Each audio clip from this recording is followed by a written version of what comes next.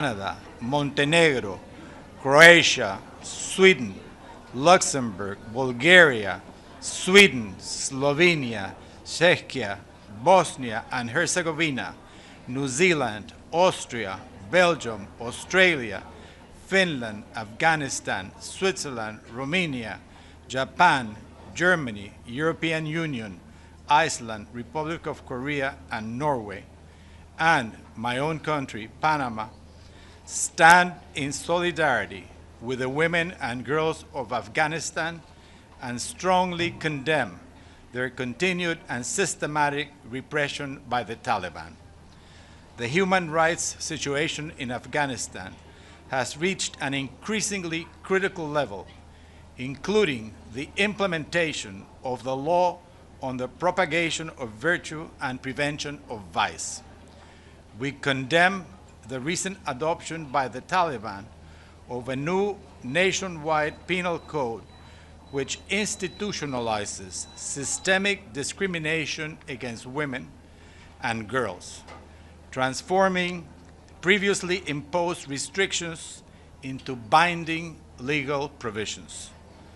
This code weakens protections against gender-based violence, including provisions allowing husbands to physically punish their wives and children, while severe acts of violence may result in minimal imprisonment sentences.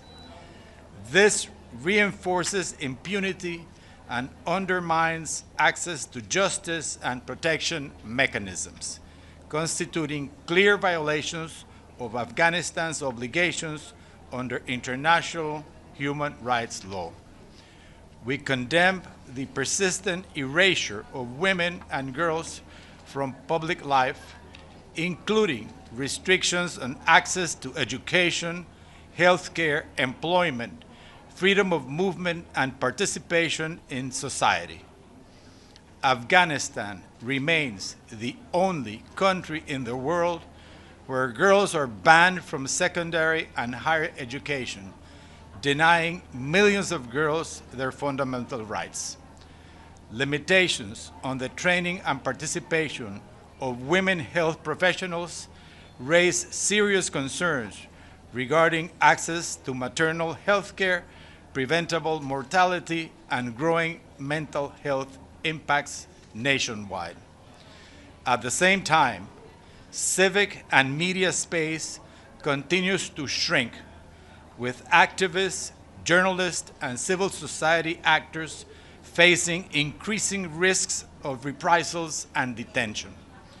Restrictions imposed by the Taliban on women working for the United Nations and humanitarian organizations violate Security Council Resolution 2681 of 2023 and hinder the delivery of humanitarian aid, including medical care to women and girls. We urge the Taliban to immediately reverse all measures restricting the rights of women and girls, restore access to education, lift employment bans and reprisals, and respect Afghanistan's obligations under international law, including the Convention on the Elimination of All Forms of Discrimination against Women. The ban preventing Afghan UN female staff from accessing their workplaces must be lifted immediately. We welcome the recent visit to Kabul by Undersecretary General Rosemary DiCarlo and the recent report of the Special Rapporteur on the situation of human rights in Afghanistan. We commend the establishment of the Human Rights Council of an independent mechanism to document violations of international human rights law and note the work of the International Criminal Court. We urge measurable progress on women's rights through the UN-led Doha process and the full implementation of Resolution 2593 of 2021. As today marks the opening of the 70th Commission on the Status of Women, the largest intergovernmental forum dedicated to promoting gender equality, we wish to reaffirm our strong support for the presence of the United Nations in Afghanistan and for the full renewal of UNAMA's mandate. The rights of Afghan women and girls, their dignity, and full, equal, meaningful, and safe participation remain indispensable to peace, stability, and prosperity in Afghanistan. Thank you. Any questions?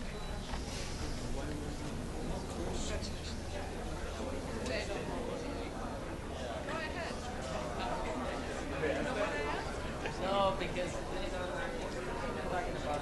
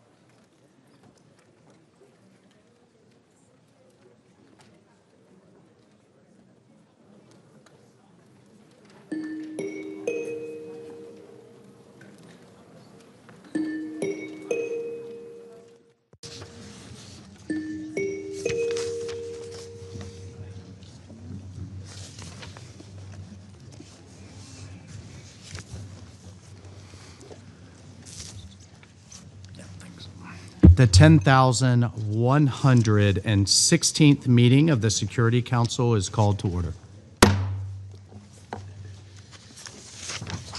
The provisional agenda for this meeting is the situation in Afghanistan. The agenda is adopted.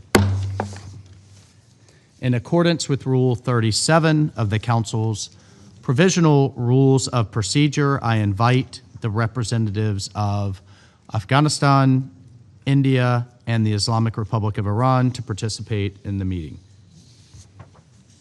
It's so decided. The Security Council will now begin its consideration of item 2 of the agenda.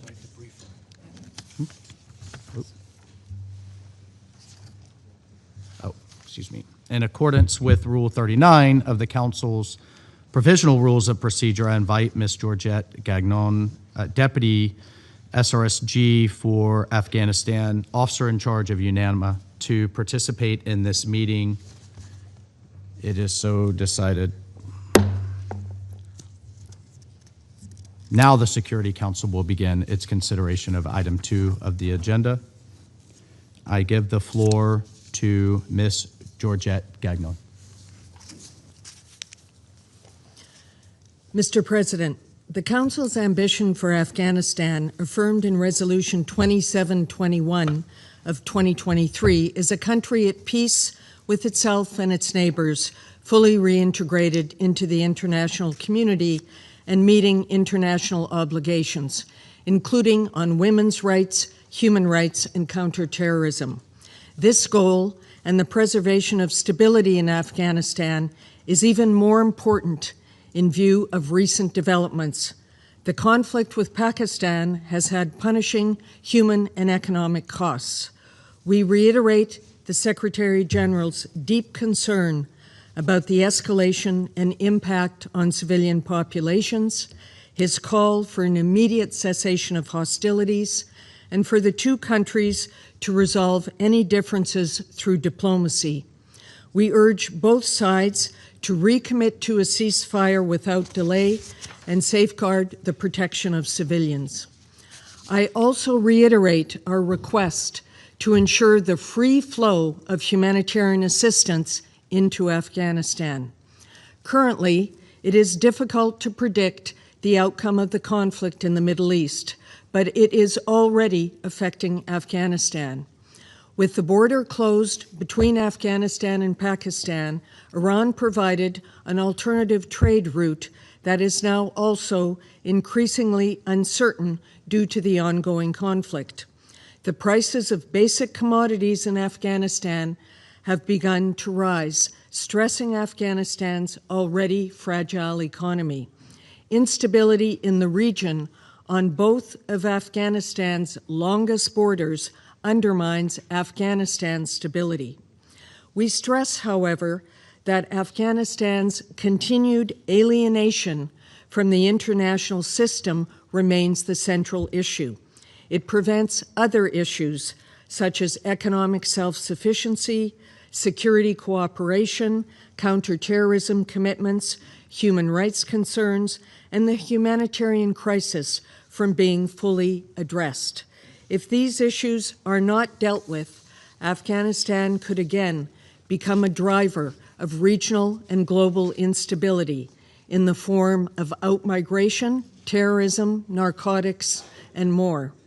Mr. President, within this increasingly complex context, at the request of this Council and in accordance with the recommendations of the November 2023 Independent Assessment, UNAMA has sought to advance a political pathway to create the conditions to achieve the desired end state. This engagement through the Doha process is one in which the interests and the concerns of all, the Afghan people, the international community, and the de facto authorities can be fairly discussed. It balances necessary pragmatism and patience with adherence to the UN's core principles. It has maintained existing channels for constructive engagement and opened new ones, and ensured that the rights, well-being, and aspirations of the Afghan people remain front and center of our efforts. This engagement process is also a recognition that the situation in Afghanistan remains a multilateral challenge that requires a multilateral solution. And it requires the full weight and engagement of this Council and the member states of the UN. Before outlining the country's multiple challenges, several positive developments speak to the value of this engagement and opportunities ahead. One of the tasks mandated to UNAMA is to support Afghanistan's economic and social stability and resilience. Through the UN's coordination of international assistance, the Afghan people have been supported to better endure compounding crises, from successive droughts to frequent earthquakes, from food insecurity to the return of millions of refugees. The de facto authorities' ban on opium poppy cultivation, a long-standing demand of the international community, has also been maintained for the past 3 years, despite the huge cost to rural livelihoods. The latest UNODC survey results show the land given over to opium poppy cultivation in 2025 was just 10,200 hectares, 20% lower than in 2024, and a minimal fraction of the pre-ban levels recorded in 2022. More support from the international community is needed to maintain the gains made on counter-narcotics. Despite sanctions and limited revenues, the de facto authorities have initiated large-scale infrastructure projects that could contribute to Afghanistan's economic development if they can be completed. The country has also absorbed 5.5 million Afghans returning from neighboring countries since September 2023, with declining international assistance and without evident social breakdown. These developments have fed into constructive engagements in our political efforts. The working groups on counter-narcotics and enabling the private sector, which complement the broader Doha process, have achieved results. We've seen more robust expert exchanges, greater transparency, and the unlocking of more resources to support the Afghan people. The private sector is also one of the few areas where there is some space for Afghan women to exercise their initiative and independence. Mr. President, despite these developments, decisions of the de facto authorities and resulting alienation of Afghanistan from the international community undermines their declared efforts to achieve economic self-sufficiency. The policies the de facto authorities have imposed on the Afghan people, particularly on education for girls and women, have the effect of depleting the country's substantial human capital over the medium and long term. It remains an extraordinary act of harm against not only Afghan women and girls, but all Afghan people. The humanitarian situation is taxing the resilience of Afghan communities. Since 2021, international partners have responded generously to address urgent humanitarian needs. This year, however, the humanitarian crisis is worsened by significant funding cuts, growing needs, including due to large-scale return of refugees and policies of the de facto authorities that prioritize ideological rigidity over the well-being of the Afghan people. Restrictions on women working in the humanitarian sector is one clear example. Major urban centers are stretched far beyond their capacity. Years of economic deterioration and recurrent climate shocks have left families with less ability to cope and are driving new outmigration and secondary displacement. In 2026, humanitarian partners plan to reach 17.5 million Afghans through humanitarian appeal of U.S. dollars 1.71 billion. This places Afghanistan second globally in terms of people targeted and sixth globally on total funding requirements. This appeal is only 10% funded at present. The United Nations' ability to deliver assistance and reach Afghan women is impeded by a now 6-month ban on UN female national personnel being able to report for duty at their places of work. Their absence deprives the UN of their skills and experience and reduces our ability to provide vital support to Afghan women and the wider community. The restrictions are also a breach of international rules on the privileges and immunities of UN personnel and a violation of the UN Charter. We again urge the de facto authorities to lift these restrictions and allow our UN national female staff to return to their offices.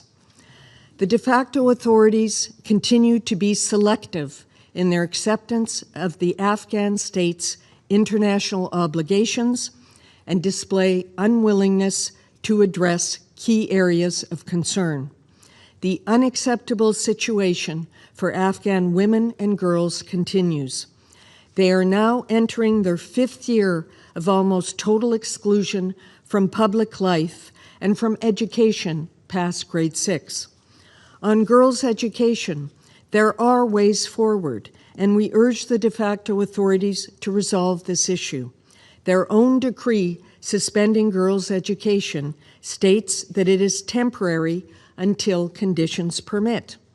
The international community is prepared to help create permissible conditions. This is a bridge that can be crossed. It would be hugely beneficial to Afghan society, to Afghan women and girls, now and into the future. It would send a positive signal to the world. Similarly, the recent Decree number 12 on criminal rules of courts further distances the Afghan people from realization of their human rights and the country's international obligations, and undermines hopes for a system that is responsive to people's needs and more inclusive of Afghanistan's diversity, with women and men treated as equals. The decree is discriminatory against women and religious minorities. Its vague wording opens the potential for misinterpretation and abuse. The decree, like the ban on girls' education, is another distressing sign that Afghanistan's leadership is indifferent to the concerns of the international community and the Afghan people. The de facto authorities also have a way to go to convince the world they are serious about meeting their counterterrorism commitments. While de facto authorities have been generally effective in combating ISIL-K, Afghanistan's neighbors continue to express concerns about extremism emanating from Afghanistan, in particular from groups affiliated with the de facto authorities, as detailed in the reports of the sanctions monitoring team. The unresolved issue between Afghanistan and Pakistan regarding the TTP has now led to an active conflict on the border between the two countries, which has included airstrikes in Afghan cities. More broadly, the potential threat of terrorism coming from Afghanistan remains a critical issue that concerns and unites the international community. Mr. President, we are grateful for the expressions of support to UNAMA from this Council. Even more valuable and necessary is the continued attention and consensus of this Council and its active engagement on Afghanistan. The United Nations is the convener of the Doha process, but it is the member states that can best demonstrate and provide the incentives for reintegration. and it is the de facto authorities that must do more through their actions to show they are ready and interested in achieving this end state.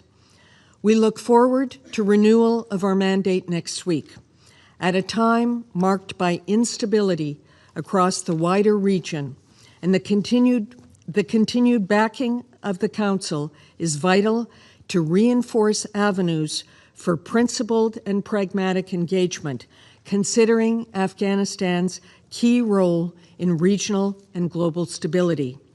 UNAMA, with all UN agencies, funds, and programs, remains fully committed to advancing our shared objective articulated at the beginning of this briefing: an Afghanistan at peace with itself and its neighbors, reintegrated into the international system, and meeting its international obligations for the benefit of the Afghan people.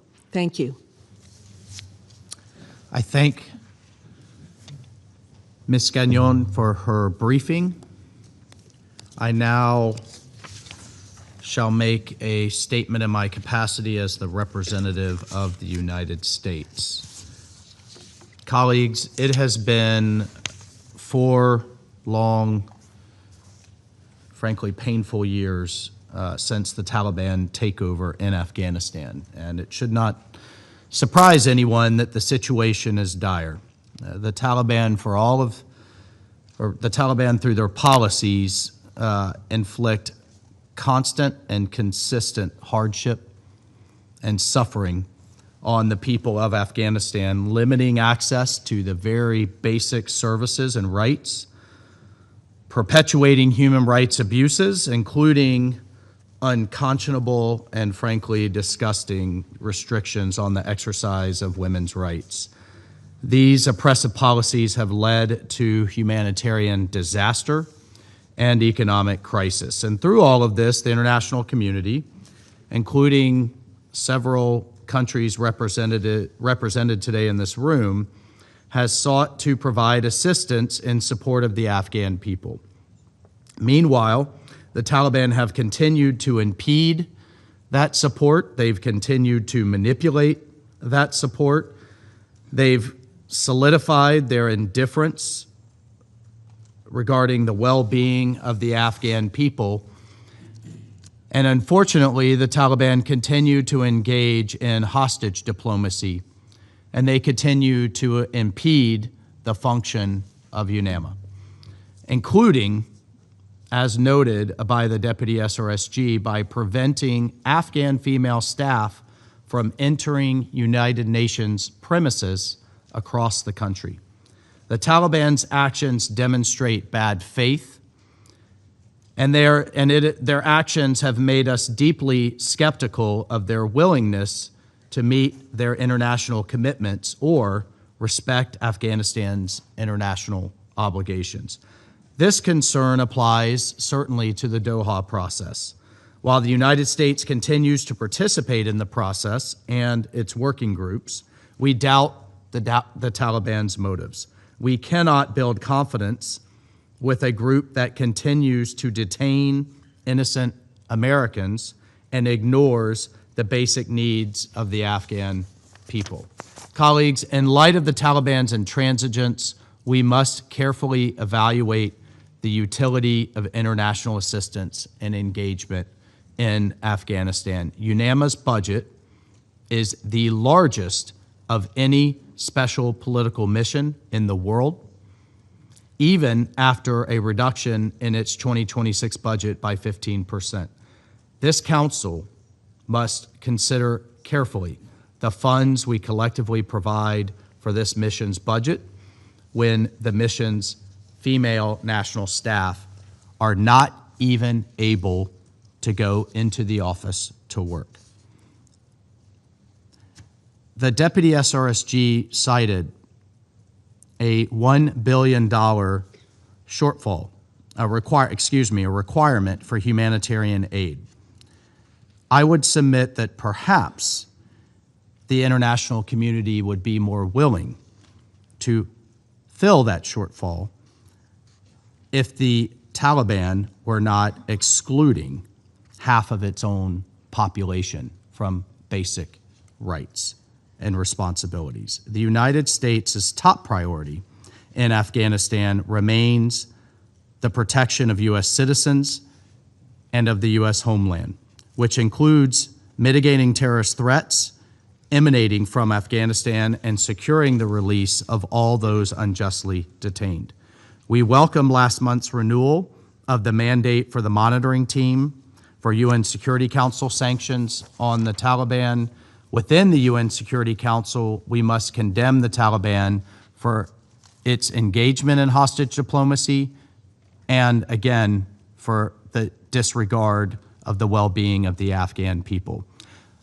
Colleagues, the United States and dozens of countries dedicated and devoted billions of dollars of time and treasure and the lives of its citizens to improve Afghanistan's future.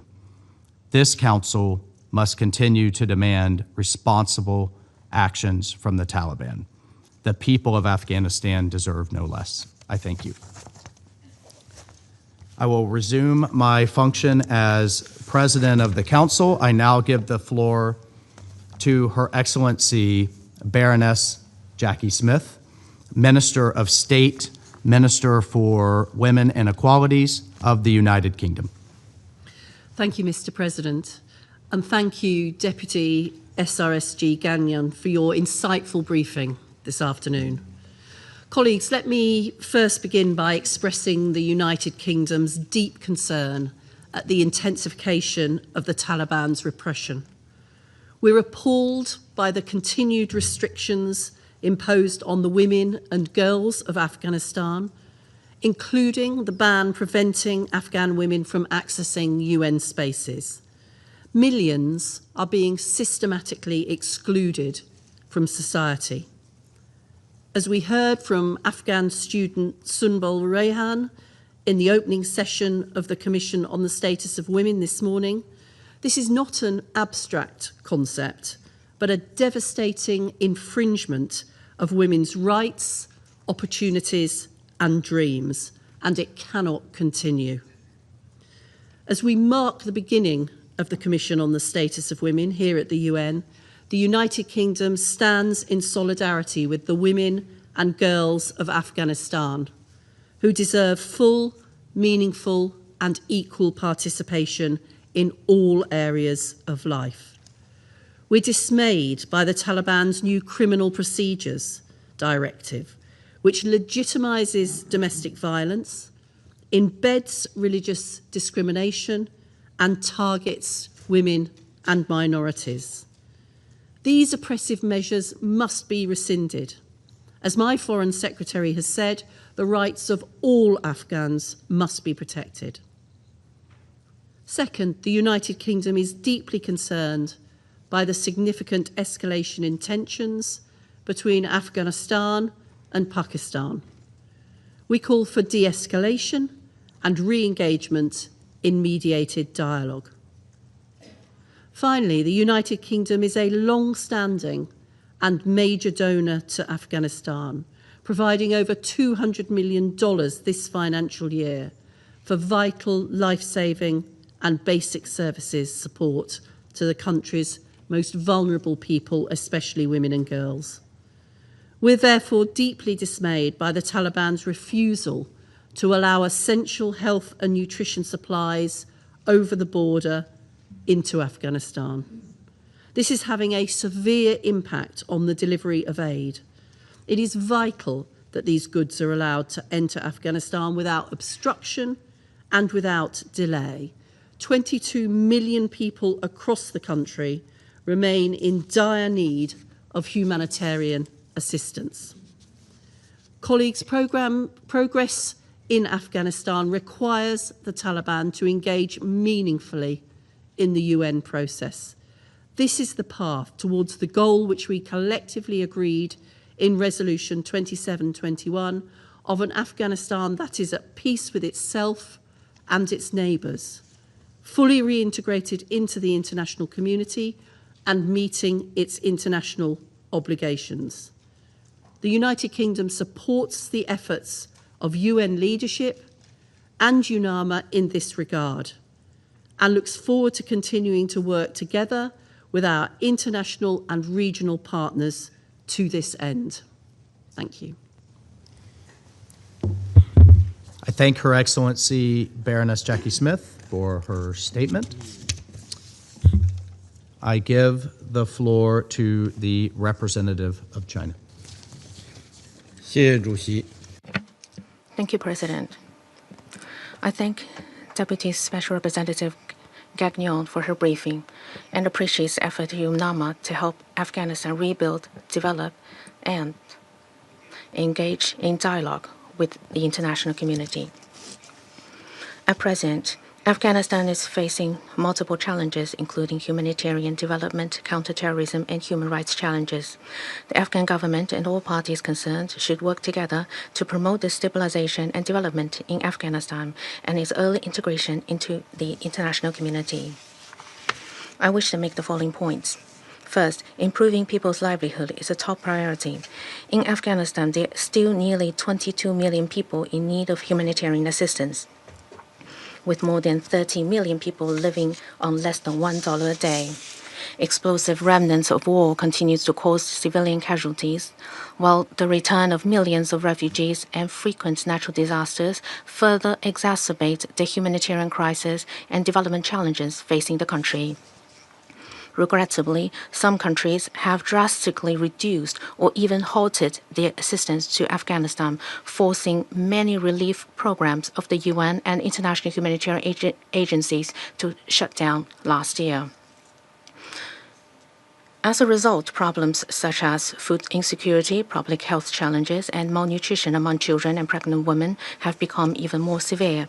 We call on traditional donors, especially those countries that bear historical responsibility for Afghanistan, to immediately resume and increase assistance and to translate their concerns for the Afghan people into concrete action.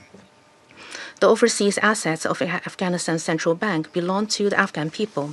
Relevant countries should return them in full and lift illegal unilateral sanctions on the country. China welcomes multiple meetings held by working groups on private sector development and counter-narcotics under the Doha process and the positive progress achieved. We support these working groups in playing a positive role in improving Afghanistan's financial system and promoting alternative livelihood, thereby helping Afghanistan strengthen its capacity for self-sustained development. Second, it is imperative to safeguard the basic rights and interests of the people. In recent years, Afghan girls have not been able to receive modern education beyond the 6th grade, and women's basic rights and interests, such as employment, access to healthcare, public services, and participation in social life, have become increasingly restricted. This not only harms the physical and mental well-being of Afghan women, but also does not contribute to social stability or economic development. We hope the Afghan authorities will demonstrate openness, inclusiveness, and a sense of responsibility by listening to the legitimate aspirations of their people and the reasonable concerns of the international community, promptly adjusting relevant policies and effectively safeguarding the basic rights of all people, including women, so as to gain greater trust and support from the international community. The prolonged inability of Afghan female staff members of the UN to return to their posts has directly affected the effectiveness of the international assistance to Afghanistan. We call on the Afghan authorities to lift the ban as soon as possible and facilitate the work of the UN agencies in the country. Third, eliminating terrorism is the foundation of security. According to the UN reports, terrorist groups such as ISIL-K, Al-Qaeda, ETIM, TTP, and BLA remain active in Afghanistan, posing serious threats to Afghanistan and its neighboring countries. In January this year, a terrorist attack on a Chinese restaurant in Kabul caused multiple casualties, including Chinese nationals. China strongly condemns and firmly opposes terrorism in all its forms and urges the Afghan authorities to conduct thorough investigation to establish the facts ASAP and bring the perpetrators to justice. We call on the Afghan side to recognize the grave harm posed by terrorism, strengthen counterterrorism cooperation with regional countries, and resolutely eliminate all terrorist forces operating from Afghan territory in order to maintain regional stability and security. The recent escalation of conflicts between Pakistan and Afghanistan has caused heavy casualties on both sides. China is deeply concerned and saddened by this development. We call on both sides to remain calm and exercise restraint, realize ceasefire as soon as possible, and properly resolve the differences through dialogue and negotiation. China has been actively mediating the Pakistan and Afghanistan tensions through its own channels, and we stand ready to continue playing a constructive role in easing the situation and improving relations between the two countries. President, Afghanistan has endured decades of conflicts and turmoil, and its people long for peace and stability. Addressing the multiple challenges facing Afghanistan requires continued engagement and dialogue between the international community and Afghan authorities, with goodwill and sincerity from all sides to find effective ways to address each other's concerns. China welcomes the recent visit of U.S. Giancarlo to Afghanistan and supports continued constructive engagement between the UN and Afghanistan. We look forward to more substantive progress in the Doha process. The Security Council should adapt to the evolving situation and adjust the 1988 sanctions regime in a timely manner, particularly by resuming the package of travel ban exemptions, ASAP, to facilitate engagement and dialogue. The mandate of UNAMA will expire in mid-March. As the penholder on Afghanistan in the Security Council, China will work to build consensus among Council members and support the smooth renewal of UNAMA's mandate so that the mission can continue to play a positive role in advancing political settlement of the Afghan issue and promoting long-lasting peace and stability in Afghanistan. Thank you, President.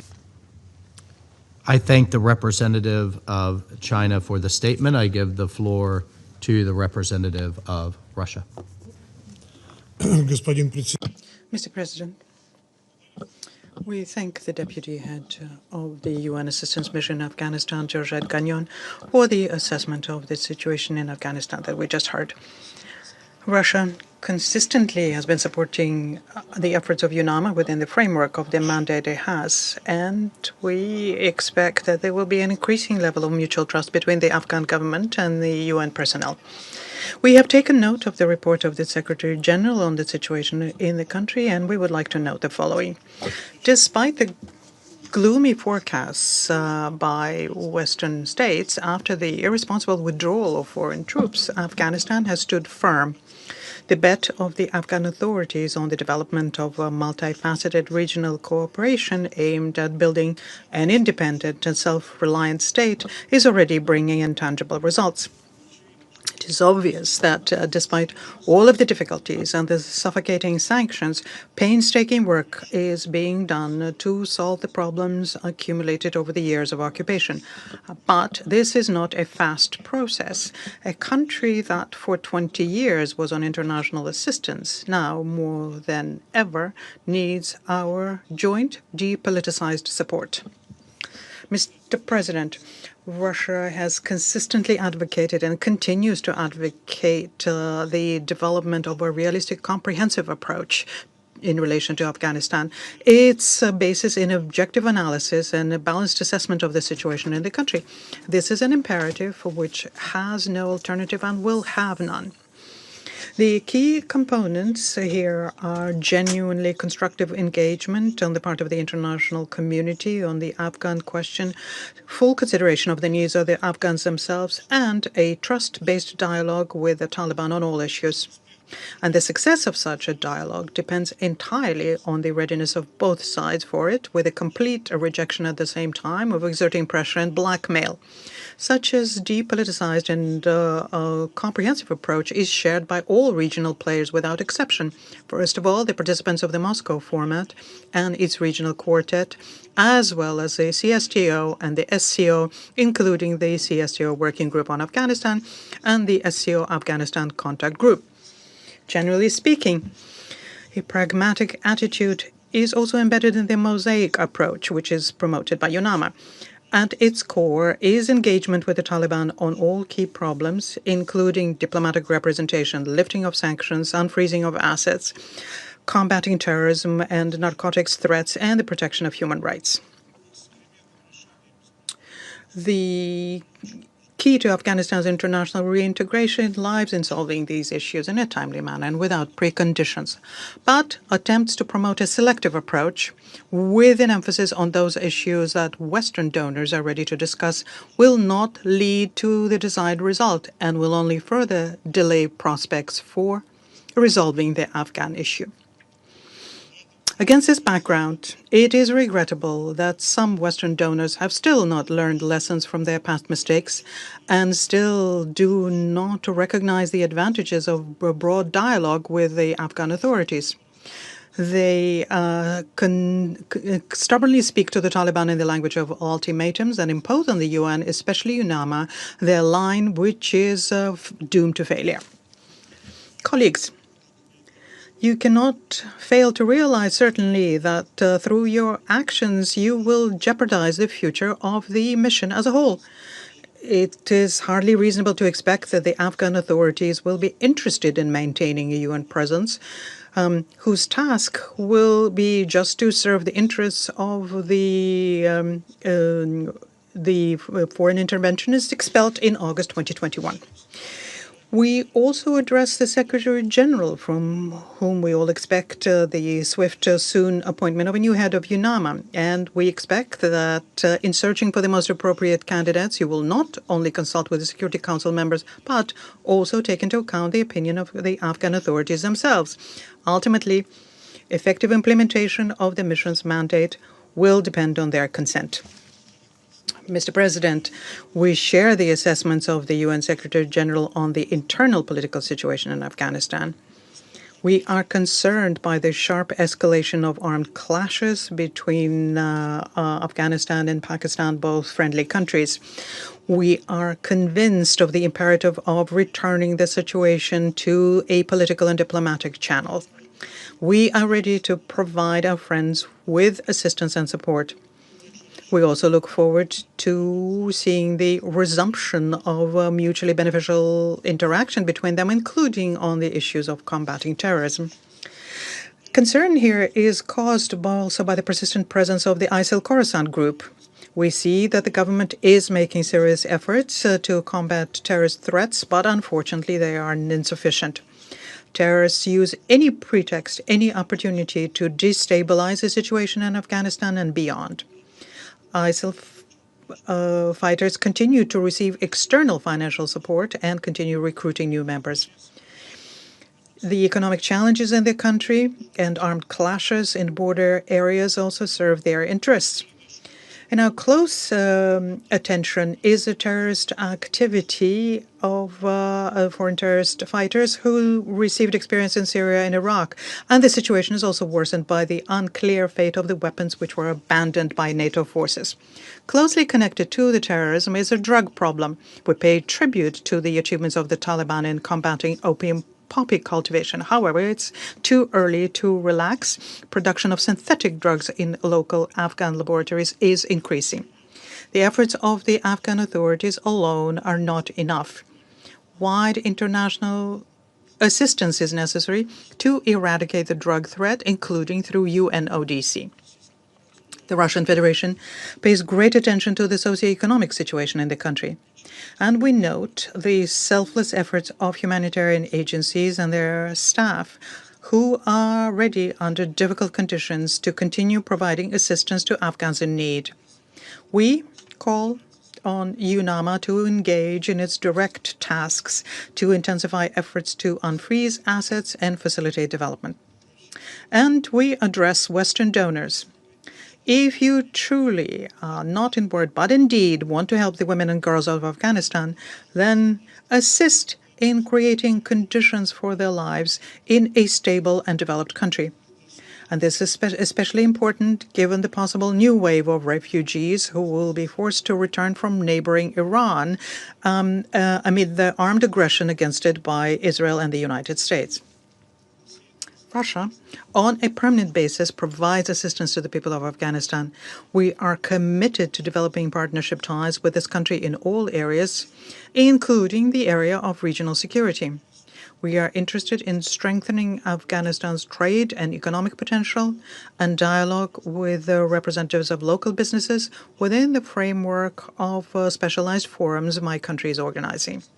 We closely monitor the developments regarding the protection of human rights and fundamental freedoms, including the inalienable rights to education and work for all Afghans without distinction based on ethnicity, religion, or gender. We monitor the dynamics and trends in forming a truly inclusive government with the participation of all ethnic and political groups in the country, and expect to see progress on these two tracks. Mr. President, the Russian Federation does sincerely support the aspiration of the Afghan people to live in a peaceful and prosperous country free of drugs and terrorism.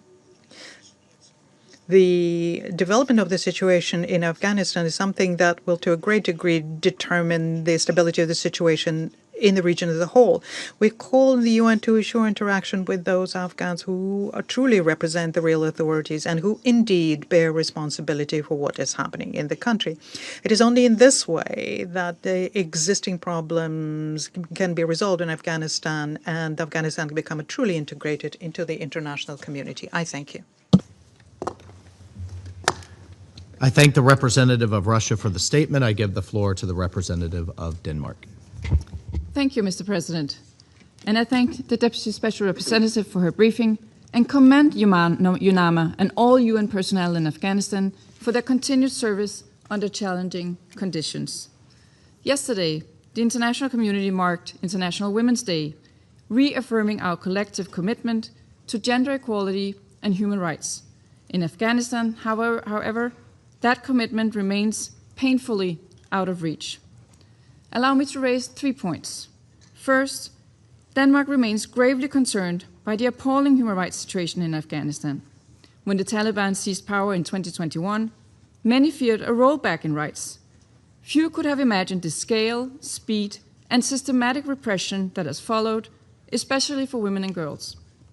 The recent Criminal Procedures Directive represents another step by the Taliban to entrench this trajectory. It reinforces discrimination, enables violence against women and children, and further restricts freedom of expression. This morning, we marked the opening of the 70th session of the Commission on the Status of Women under the theme of ensuring and strengthening access to justice for all women and girls. This could not be more urgent in Afghanistan, where a woman might face 3 months in prison for visiting her family without permission, while a man who breaks her bones risked only 15 days behind bars. This is not justice.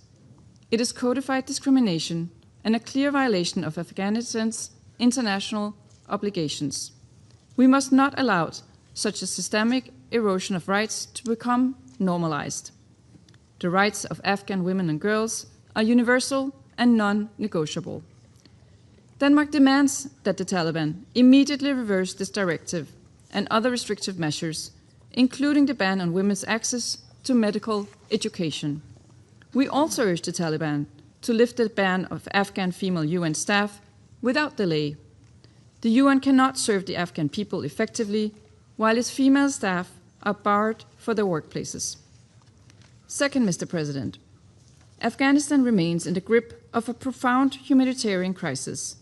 Widespread food insecurity and alarming levels of child malnutrition persist. Climate-driven drought and water scarcity are worsening shortages and deepening vulnerabilities, especially for women and children. At the same time, women and girls continue to face significant barriers in accessing essential services, including healthcare and nutrition. Broader regional tensions raise further concern for civilian protection, displacement, and humanitarian access.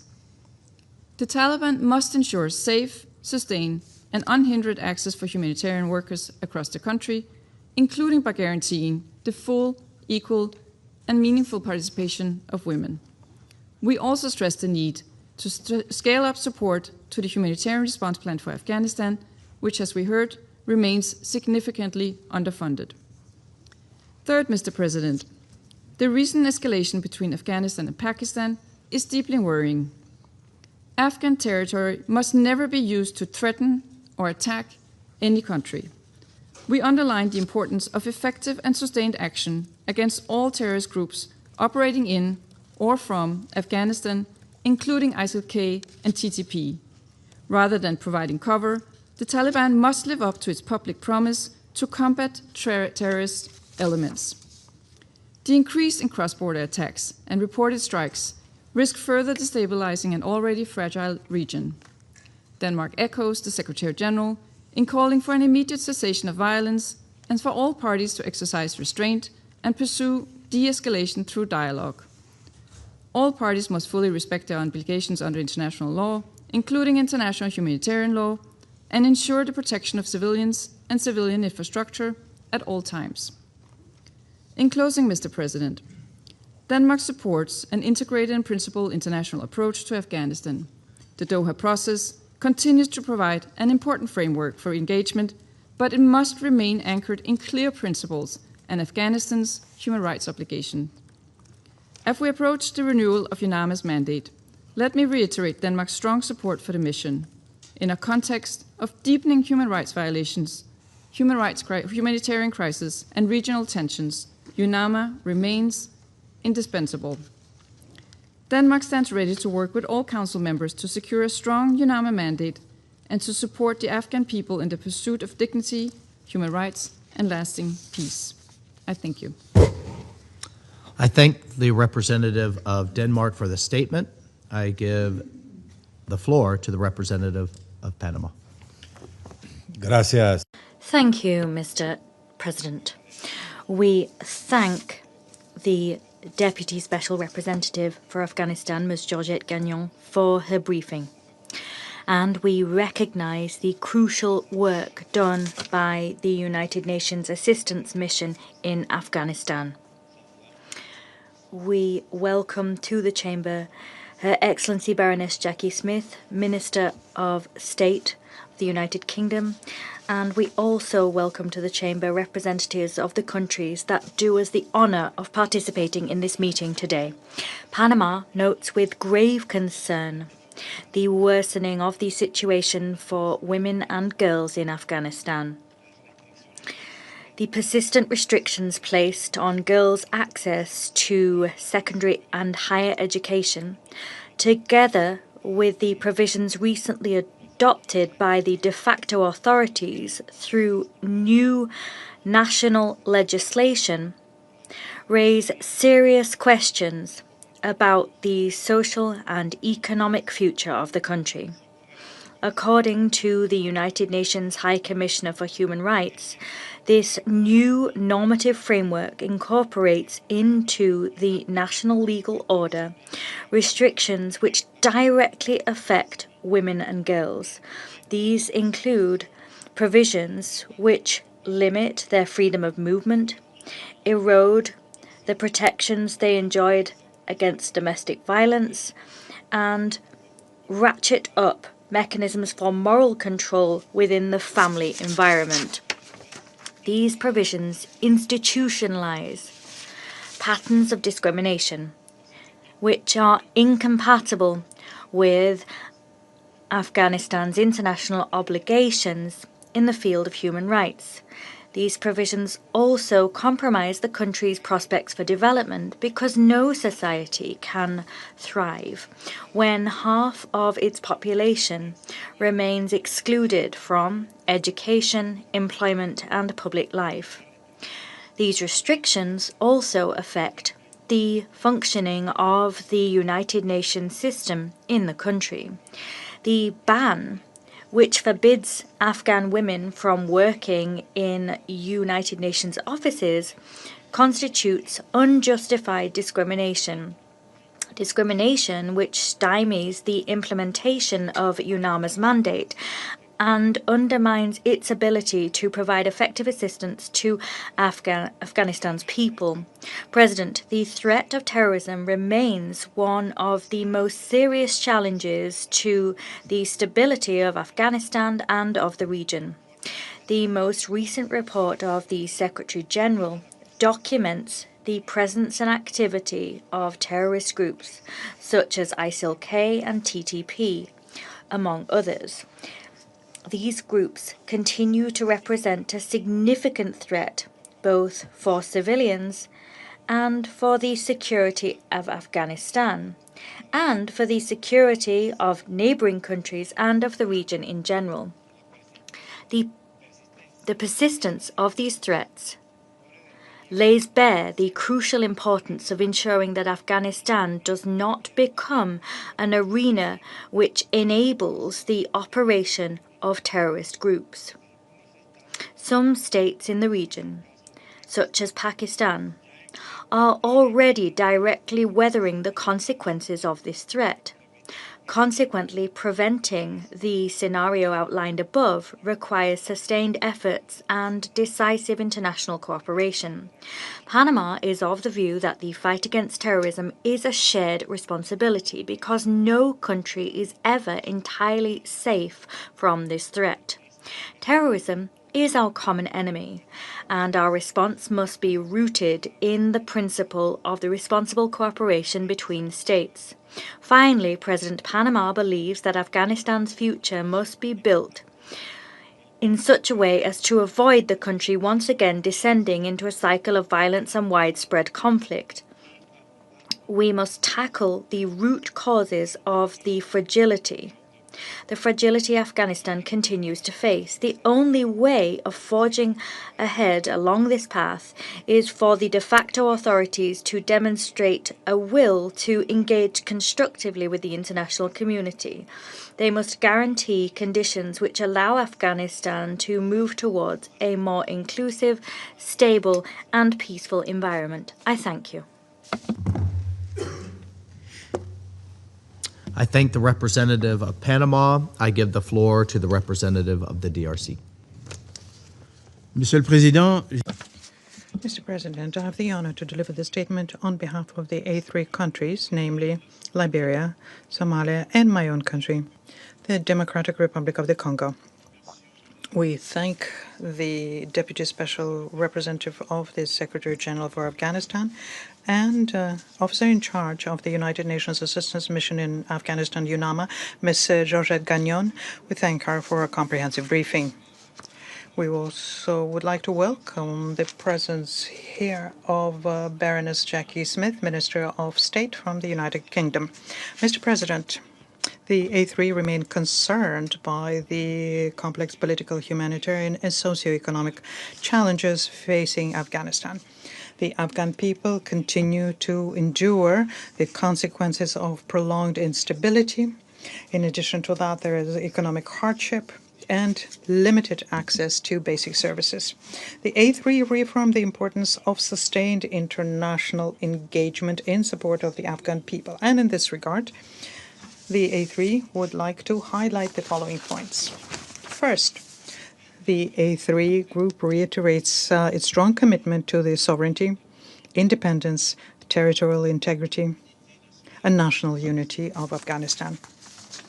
Second, the A3 reiterates its unfailing support for the continued work of UNAMA, as we at the same time underscore the critical role played by UNAMA as a key platform for international engagement and coordination of humanitarian and development efforts in Afghanistan.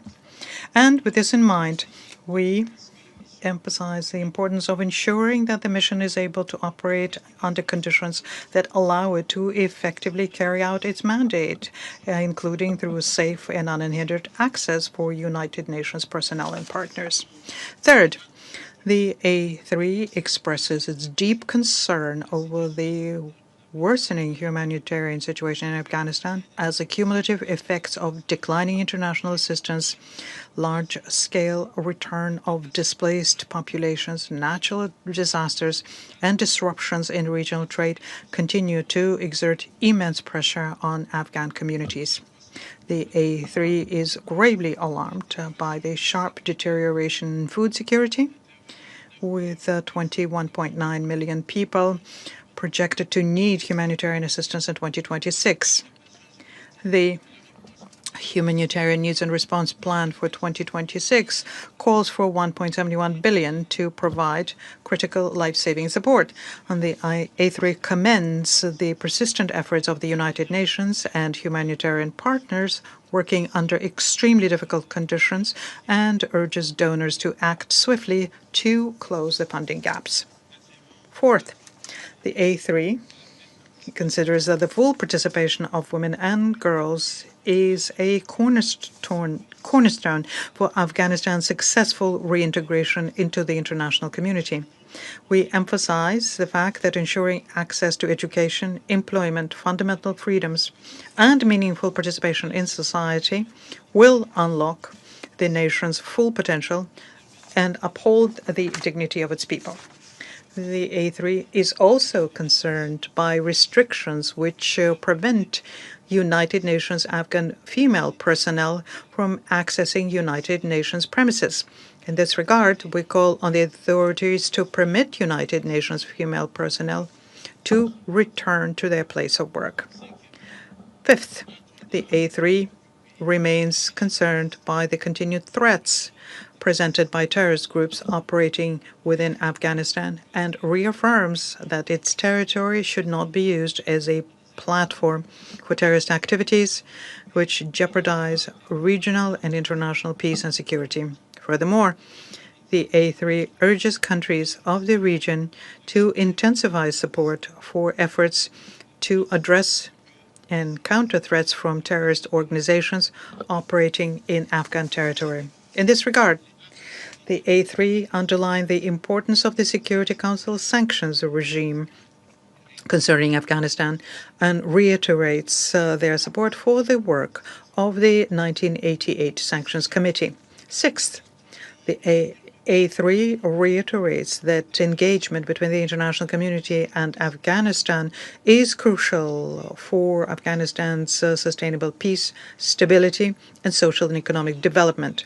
We note the Secretary General's call on all members of the Doha process and the Afghan authorities to further engage in the proposed comprehensive approach as envisaged by Security Council Resolution 2721 of 2023 towards the objective of an Afghanistan fully reintegrated into the international community.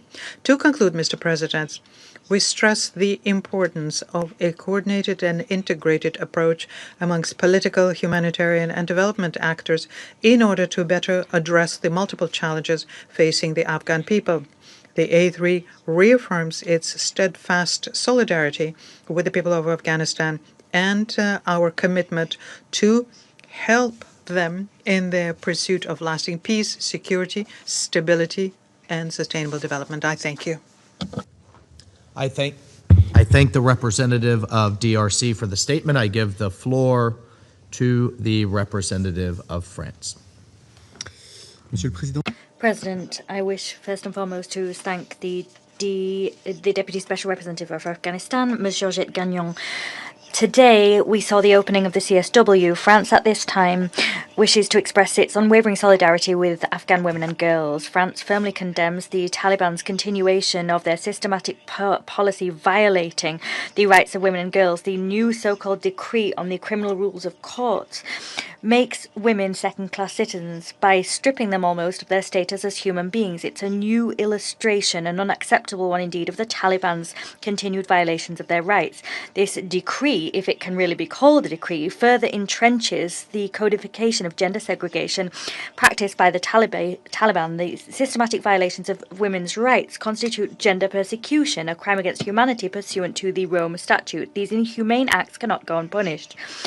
The Taliban's violations of their international obligations are also being seen in the fight against terrorism. The Afghan territory continues to be used by terrorist groups to wage attacks against countries in the region and beyond.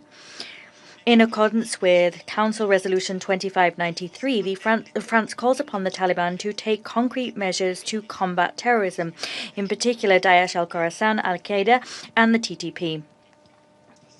In view of these developments, the international community must candidly ask itself whether its engagement strategy and its long-term goals are really effective. Since the launch of the Doha process more than 3 years ago, the Taliban has responded to our engagement only with more provocations and more violations of international obligations and of the resolutions of this Council. No, France is not closing the door on dialogue, but we refuse to abandon the Afghan men and women.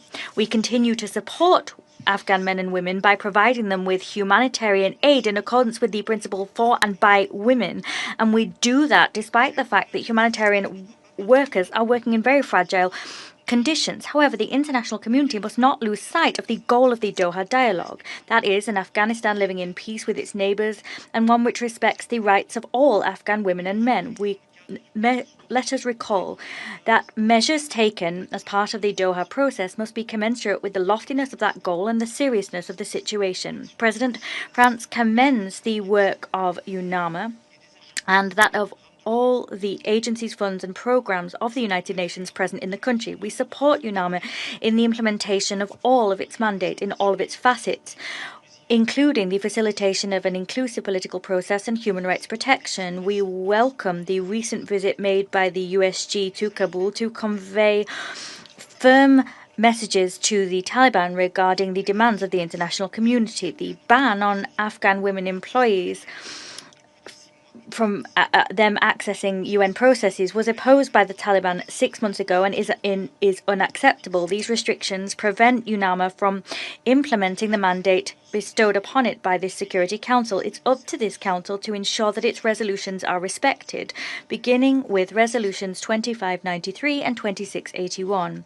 Finally, France calls for the expeditious appointment of a new SRSG. We reiterate our support for UNAMA as it discharges its political mandate. Thank you.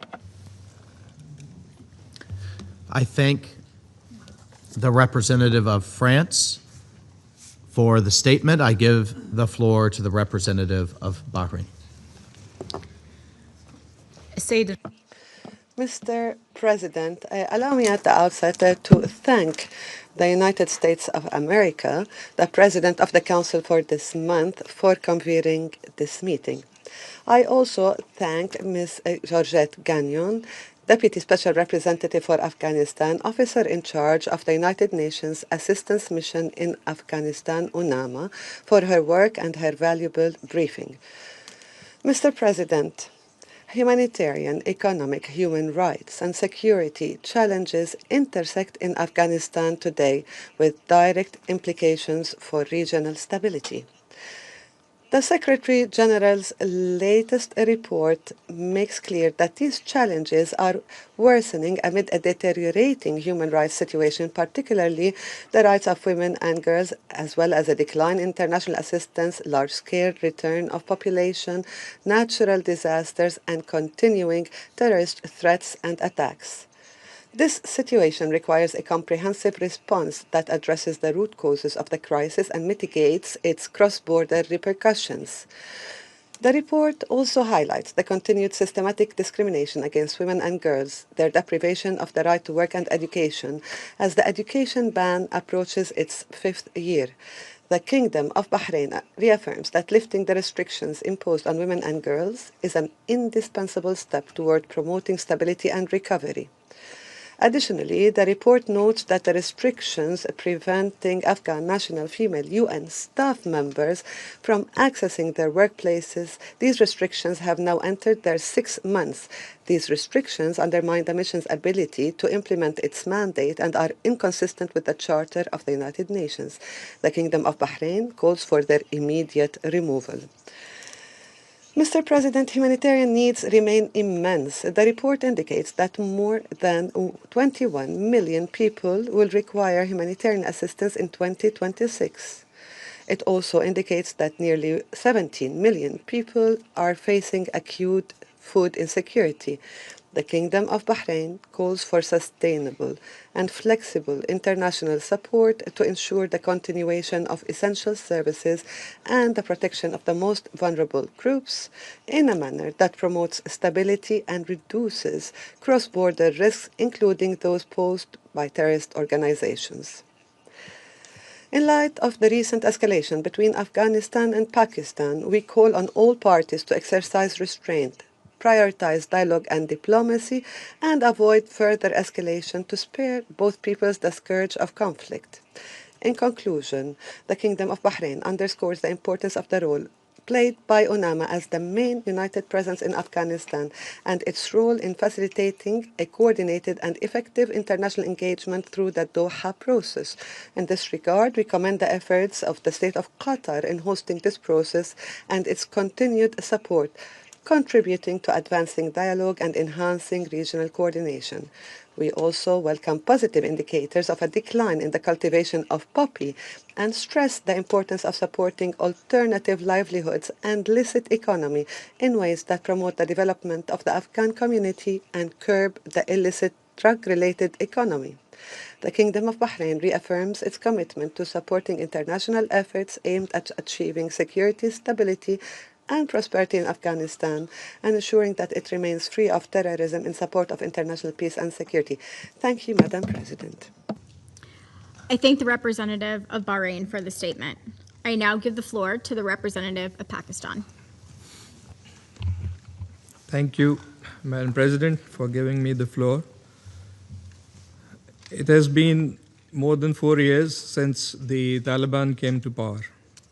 It was hoped that the Taliban would transform and evolve into a responsible governing entity and lead their country into a new era of peace and prosperity with good neighborliness and adherence to international obligations. As an immediate neighbor, in order to secure a peaceful and stable Afghanistan, Pakistan regularly facilitated dialogue and engagement with the Taliban authorities. And last year, for example, we had a series of high-level visits to Kabul, presenting a number of initiatives assisting in humanitarian relief efforts, offering bilateral trade incentives, liberalized visa regime, transit concessions, and participating in regional platforms to help Afghanistan integrate with the region and beyond.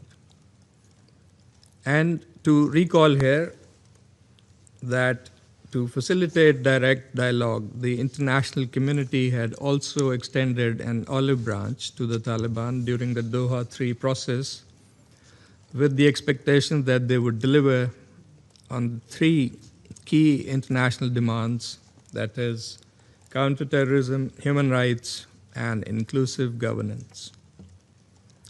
I think it's clear from today's discussion also that regrettably they have failed to deliver on all 3 counts. Madam President, today Afghanistan is a sanctuary for terrorist groups and proxies, a reality acknowledged by global assessments, including UN reports and UN monitoring team. This has destabilized the region with dire consequences and security challenges for its immediate neighbors, particularly Pakistan. Terrorism emanating from Afghan soil poses a grave threat not only to its immediate neighbors but also to the broader region and beyond, undermining regional and international peace and security. Terrorist entities including TTP, BLA, and its Majid Brigade, ISIL-K, Al-Qaeda, and ETIM enjoy safe havens inside Afghanistan, from where they launch cross-border infiltration, violent attacks, and suicide bombings. Elements within the Taliban regime have chosen the path of complicity and active support of these groups, with external backing and sponsorship of our eastern neighbor, a known opportunist and spoiler, providing logistical support and financing to wage a proxy war against Pakistan. Pakistan has since witnessed a surge in terrorist attacks, planned, financed, and orchestrated from Afghan soil under the Taliban regime's direct watch. We have lost thousands of lives to terrorism-related incidents since the Taliban takeover. And just last month, more than 175 innocent Pakistani lives were lost, including in 3 suicide attacks. We would like to warn that spillover effects of the terrorism nurturing in Afghanistan will not remain confined to Pakistan. Madam President, Pakistan has always prioritized dialogue. Numerous diplomatic efforts were made to counsel the Taliban and to convey our concerns. Recent mediation efforts facilitated by the sincere support of brotherly countries, particularly Qatar, Turkey, and Saudi Arabia, also have not yielded the desired results. The Taliban's continued failure to undertake substantive action, their rigid reluctance to provide assurances and guarantees, and refusal of their leadership to publicly denounce and condemn terrorist groups such as the TTP and BLA highlights the scale of their complicity and active support. Terrorist groups are collaborating through joint training, illicit weapons acquisition, and coordinating attacks. But Pakistan will not sit idle while suffering from terrorist acts from across the Afghan border that target our border posts, law enforcement agencies, and civilian infrastructure, including public spaces of worship and schools. We have confiscated large caches of sophisticated military-grade modern equipment left behind by foreign forces in Afghanistan during our counterterrorism operations.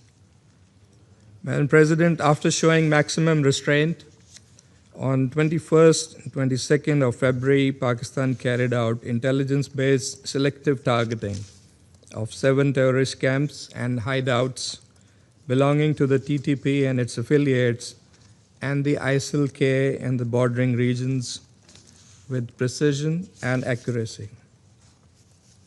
But on 26th February, the Taliban publicly declared their decision to initiate hostilities against Pakistan across multiple border locations with unprovoked firing and shelling of border posts and military installations. In exercise of its right to self-defense, Pakistan took retaliatory measures against hostile targets and logistical bases used by terrorist groups. Our actions have been proportional, based on careful planning with necessary due diligence and directed solely against identified terrorist camps and support bases. Pakistan will take all necessary defensive measures for the protection of its citizens, territory, and sovereignty. Our counterterrorism operations will continue for as long as it takes to degrade the combat capabilities of terrorist groups and support infrastructure.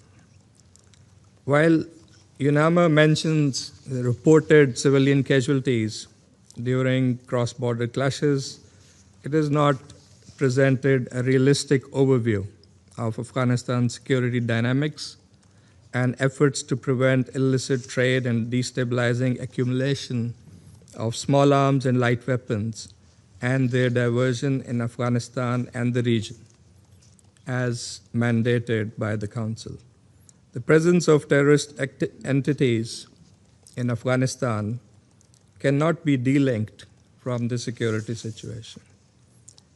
UNAMA's ability to accurately verify incidents of border clashes and reports of civilian casualties in an environment where access to areas outside Kabul is restricted and strictly monitored by the Taliban poses serious questions of credibility.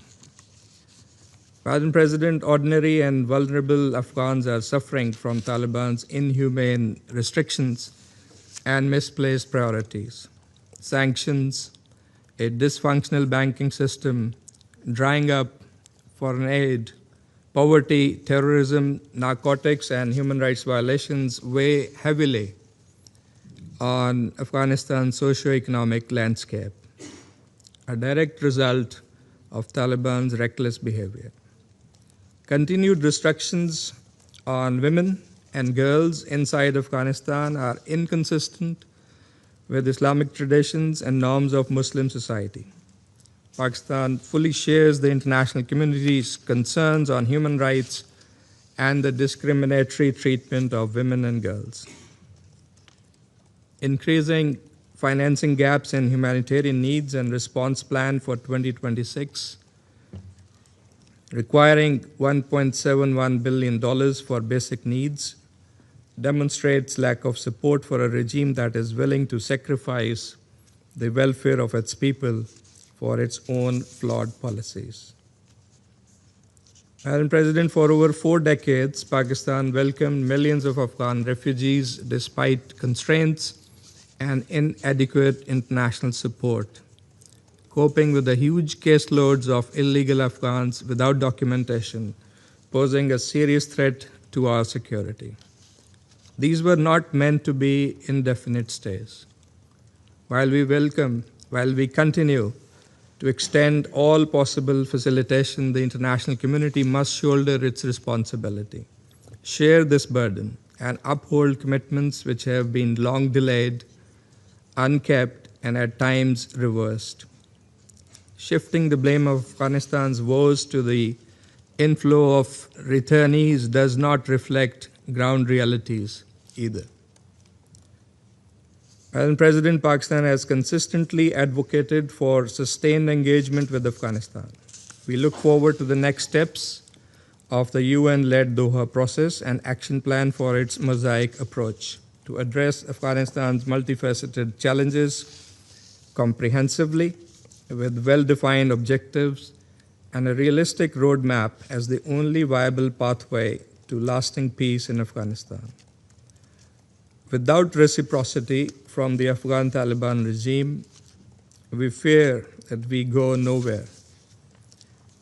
As immediate neighbors bound by geography with deep-rooted ties, cultural linkages, and fraternal bonds, no country desires peace and stability in Afghanistan more than Pakistan.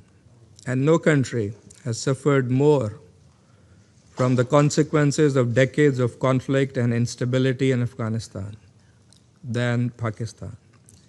We wish to see a peaceful, stable, interconnected, and prosperous Afghanistan at peace with itself and its neighbors, a point also highlighted by the Deputy SRSG. Pakistan's demand from Afghanistan has always been singular and clear: verifiable and non-reversible action against terrorists. This demand remains unmet to date. The Taliban must first and foremost ensure that their territory is not used for terrorism against neighboring countries and take demonstrable steps to deny space to terrorist groups and proxies. I thank you. I thank the representative of Pakistan for the statement. I now give the floor to the representative of Greece. Thank you, Madam President.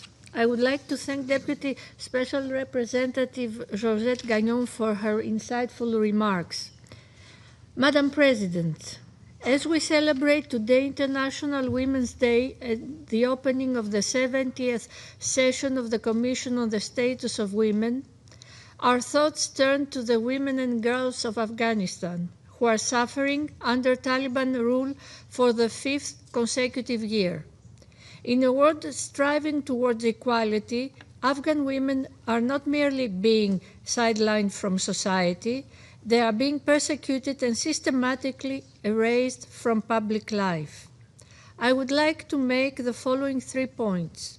First, the restrictions preventing Afghan women, UN personnel from accessing their offices in effect since September 2025, coupled with the Taliban's December 2024 ban on medical education for women and girls, have pushed the healthcare and humanitarian sectors to the brink of collapse.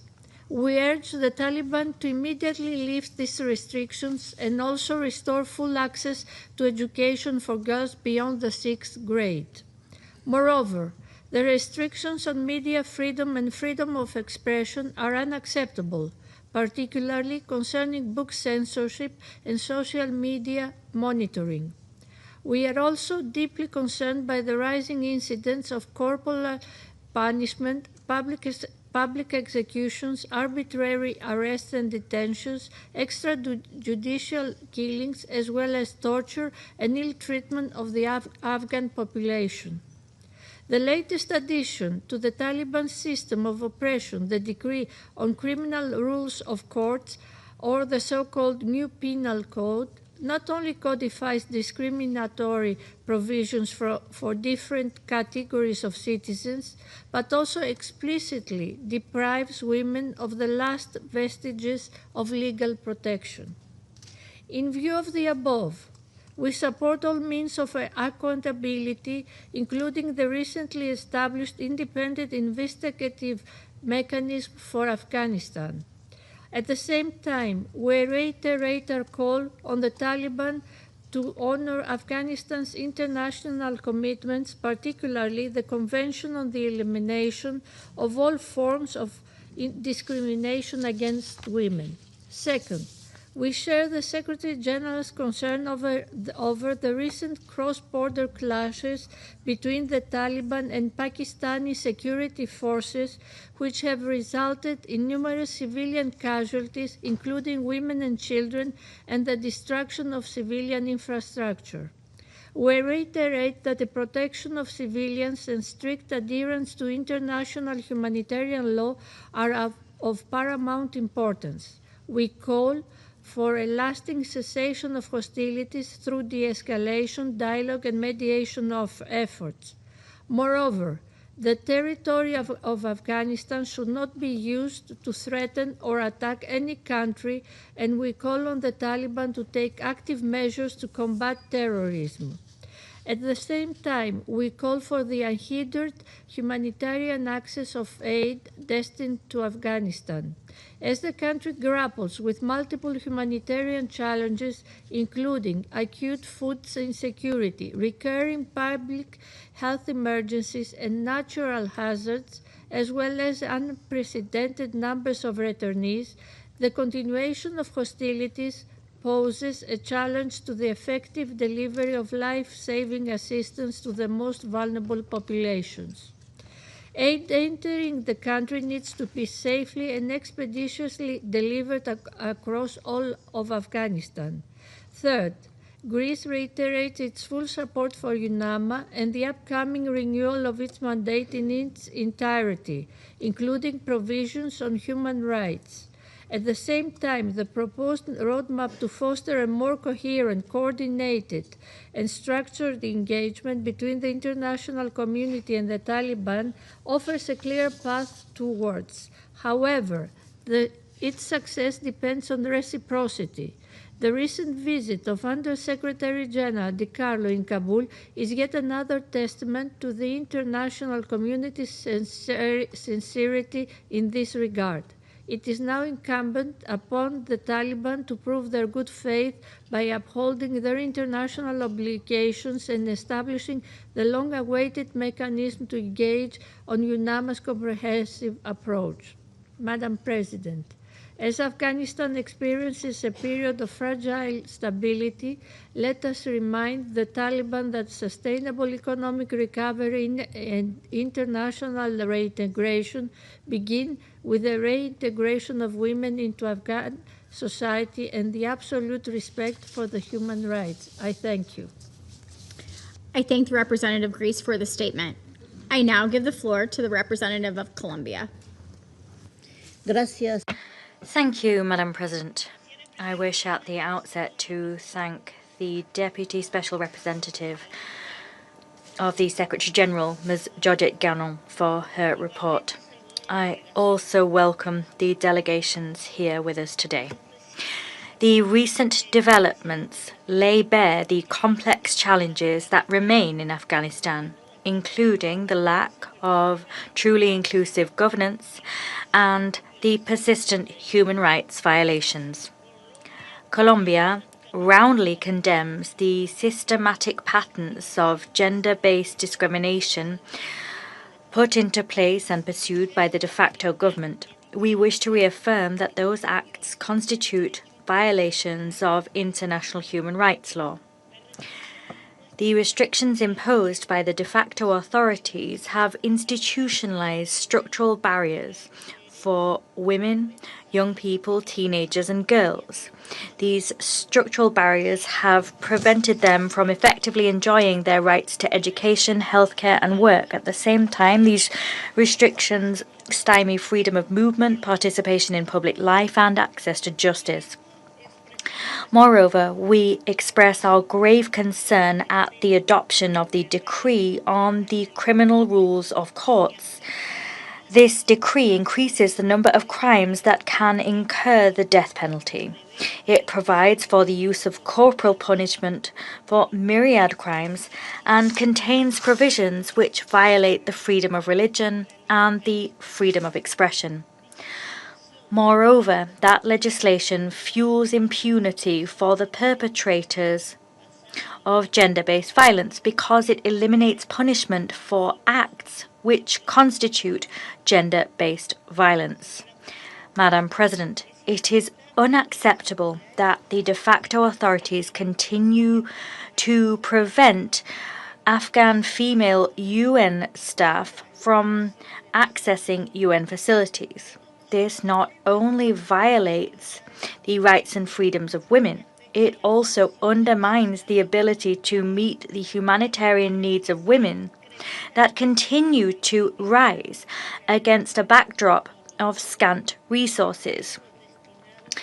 It has become particularly difficult to meet the needs of those women who are and have returned to Afghanistan. A large number of Afghan men and women have returned en masse to Afghanistan from neighbouring countries. With that in mind, we echo the Secretary General's appeal to guarantee that returns are voluntary, safe, dignified, and supported to guarantee sustainable reintegration. The new cycles of violence in which schools are no longer safe spaces, particularly for children, and in which we are seeing attacks against hospitals, have made vast swathes of the returned population more vulnerable. We cannot continue to see the loss of civilian life and the damaging of civilian infrastructure as a result of attacks and clashes which affect the Afghan people. In this connection, Colombia appeals to all to guarantee rapid, safe, sustained and unfettered humanitarian access in accordance with international law. This is crucial in order to ensure that humanitarian personnel, including female humanitarian workers, are able to provide the assistance and essential services required by civilians. Let us here recall that respecting and enforcing international law under all circumstances and without exceptions is an obligation which itself includes protecting civilians and the infrastructure critical to their survival. It also includes protecting humanitarian personnel. Madam President, Colombia supports the United Nations Assistance Mission in Afghanistan, UNAMA. This mission is vital to achieve an Afghanistan which is peaceful and inclusive in nature for the benefit of the Afghan people as a whole. We appeal here to the de facto authorities to cooperate in a more structured fashion with UNAMA and to cease the continued and systematic discrimination against women and girls. That discrimination deprives half of Afghanistan's population of their rights and dignity and violates the country's obligations under international human rights law. I thank you. I thank the representative of Colombia for the statement. I now give the floor to the representative of Latvia. Thank you, Madam President. I would like to extend my utmost appreciation to Ms. Georgette Gagnon, Deputy SRSG for Afghanistan, and the staff of UNAMA for their valuable work, especially as the conditions in which the mission operates become increasingly difficult. Madam President, I would like to raise 3 points. First, over 4 years, the Taliban have only further tightened their grip, becoming more oppressive and showing no progress, not even on the commitments they previously said they would pursue. The situation of women and girls in Afghanistan is unprecedented in its severity, and it's utterly unacceptable. Nowhere else in the world do we see such widespread, systematic restrictions imposed on half of a country's population. What Afghan women face today is not a series of isolated restrictions. Since 2021, at least 118 discriminatory edicts against women and girls have been issued.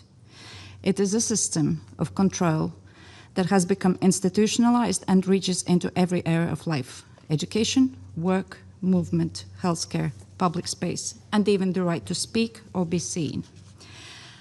And it is difficult, how can one even imagine that while banning women from public space, education, and healthcare would somehow let Afghanistan become a peaceful and prosperous country? There is no chance that can happen. The Taliban are now building a legal framework that erases women's safety and dignity, and let me illustrate this. Under the newly introduced decree on the criminal rules of courts, even severe violence against wife is treated as a minor offense.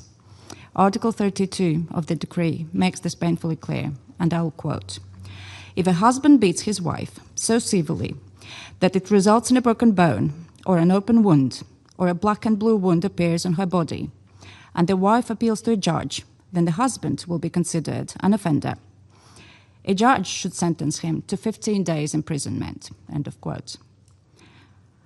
This tells every Afghan woman that her suffering is worth only 15 days of punishment, and only if she can show visible wounds while being forced to cover her body, and only if she can reach a judge while being accompanied by a male guardian who may well be her tormentor.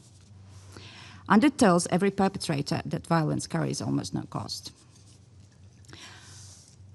It is hard to see a starker illustration of the complete absence of access to justice, especially today, as the Commission on the Status of Women opens its 70th session with a focus on this very issue, and as we underscore the urgency of rights, justice, action on the International Women's Day.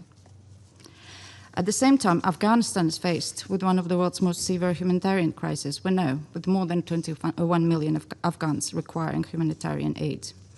So ensuring unimpeded humanitarian access must remain a priority.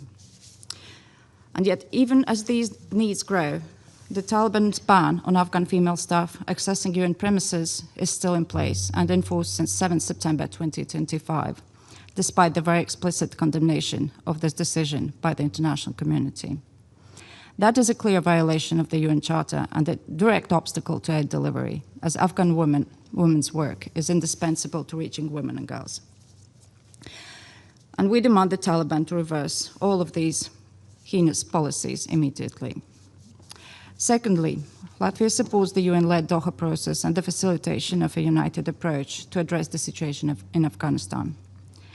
And this process should include non-Taliban Afghans, the full and equal meaningful participation of women, as well as civil society, allowing them to take part in setting the agenda, as it is the future of their country that is at stake.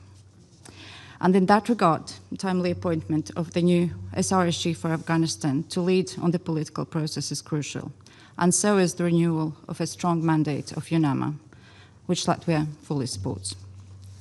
Third, not only have the Taliban failed to make any progress on human rights, but we also continue to witness further backsliding in other areas. A wide range of terrorist groups operate in and from Afghanistan, with varying degrees of autonomy and oversight from the Taliban. And this situation poses a clear threat to regional peace and security.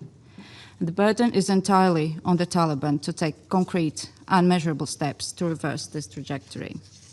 The Afghan territory must not be used to threaten or attack its neighbors. In the light of the ongoing hostilities on the border between Afghanistan and Pakistan, we join the calls for restraint and that protection of civilians should remain an absolute priority, and all feasible precautions must be taken to prevent further civilian harm and for enabling humanitarian assistance. Madam President, the world shall not look the other way as the Taliban continue to erase half of Afghanistan's population and actually getting away with it. So we call on the international community to remain vigilant and to stand in steadfast support of the people of Afghanistan, especially women and girls, and Latvia will. I thank you. I thank the representative of Latvia for the statement. I now give the floor to the representative of Afghanistan.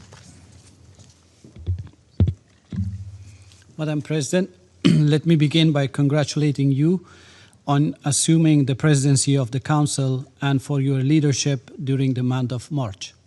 I also thank you for convening this important meeting on the situation in Afghanistan.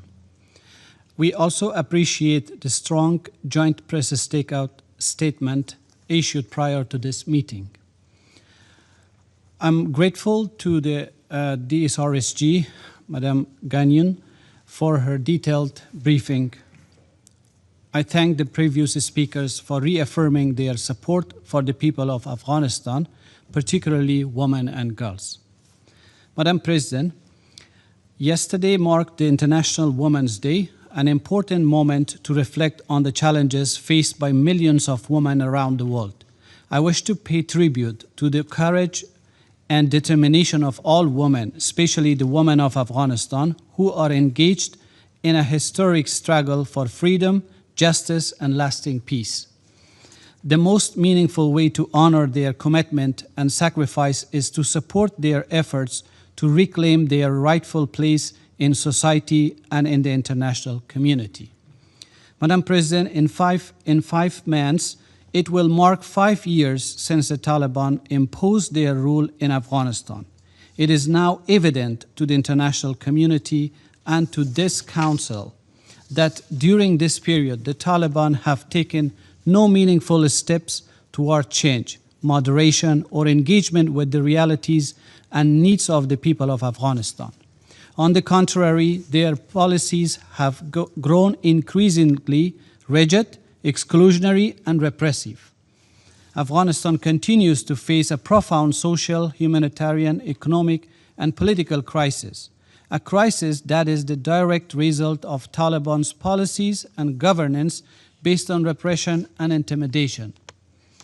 The systematic deprivation of women and girls of their fundamental rights and freedoms, the dismantling of inclusive institutions, widespread human rights violations, targeted killings of former security forces and civilians accused of armed opposition, rising poverty, and deepening despair have collectively pushed Afghanistan toward isolation and toward the brink. Women and girls have effectively been erased from public life. Civic space has collapsed. Economic structures have deteriorated dramatically. An entire generation is being denied education and opportunity. These, Madam President, are not unintended consequences. They are the foreseeable results of deliberate policy choices. The United Nations, international partners, and donor countries have played a crucial role in preventing a large-scale humanitarian catastrophe, and we express our sincere appreciation despite the many challenges and impediments. However, humanitarian assistance is not a sustainable solution. It cannot substitute for political legitimacy, responsible governance, or sustainable economic recovery. The recent decline in humanitarian funding against a backdrop of persistent and growing needs is deeply alarming. Madam President, the Taliban, who were themselves a primary driver of instability over the past 2 decades, now speak of bringing security and stability, yet their actions tell a very different story. A nation has effectively been pushed into isolation and taken hostage by a male-dominated group, ruling through coercion, centralized authority, and distorted interpretation of Islam against the will of the Afghan people. The proliferation of radical madrasas, the suppression of inclusive education, the consolidation of power through repression, kidnapping and hostage-taking of Afghan and international citizens, and the continued links with the presence of international terrorist groups on Afghanistan soil are creating dangerous conditions for insecurity and instability in Afghanistan, in the region, and beyond. Contrary to the commitments made under the Doha Agreement, the Taliban have provided a permissive environment for international terrorist groups. This was once again confirmed in the 2016 report of the Security Council Sanctions Monitoring Team. This endangers, first and foremost, the people of Afghanistan and poses a serious threat to regional and international security. We are already witnessing the dangerous spillover of these dynamics. The continued Pakistani airstrikes since 22nd February have resulted in civilian casualties and escalating tensions with exchanges of artillery, drones, and ground assaults. According to UNAMA, as of 7 March, there has been at least 187 civilian casualties, 55% of whom were women and children. Such actions are unacceptable and must come to an immediate halt. Let me be clear, just as the Taliban do not represent Afghanistan, its people, its culture, or its authentic Islamic values, the violence arising from their policies, including the harboring of terrorist groups, does not represent the will of Afghan nation. As we stated in our official complaint submitted to this Council on 22nd February, we call on this Council to address this aggression and urge Pakistan to immediately cease strikes against civilian areas and vital infrastructure in Afghanistan, including facilities representing 2 decades of investment by the Afghan people and international partners. Such actions constitute a violation of territorial integrity and the principles of United Nations Charter, international law, and norms of good neighborly relations. We unequivocally condemn terrorism in all its forms, including its instrumentalization, sponsorship, and the provision of safe havens. Terrorism is our common enemy. Counterterrorism must be genuine, non-selective, and grounded in a comprehensive strategy consistent with international law. The Afghan people have suffered from terrorism for decades and must not once again become victim of irresponsible and politicized policies and proxy wars. Combating terrorism in Afghanistan can only be achieved through a responsible, legitimate, and inclusive government, one that reflects the will of the Afghan people and honors Afghanistan's international obligations. Madam President, after 5 years, the status quo in Afghanistan is neither acceptable nor sustainable. Efforts under so-called pragmatic engagement to normalize or accommodate this reality will not bring peace, stability, or prosperity. What is needed now is a renewed and coordinated international engagement under the leadership of the United Nations with the support of this Council to facilitate the emergence of a legitimate and inclusive political and constitutional order grounded in the will and aspirations of the Afghan people. Any essential engagement with the Taliban must remain principled and conditional, linked to measurable progress on human rights, inclusive governance, and counterterrorism. Accountability mechanisms, including the independent investigative mechanism in Geneva, and humanitarian and economic assistance to Afghan people must be supported. In this regard, the role of UNAMA remains essential. As we consider the renewal of its mandate, we express appreciation to the UNAMA team for their continued efforts and support the extension of its mandate. At the same time, a strong and effective mandate, together with the appointment of a capable, impartial, and dedicated special representative of Secretary General committed to human rights principles, will be critical to ensuring the balanced implementation of all 3 pillars of the mandate, including the political component.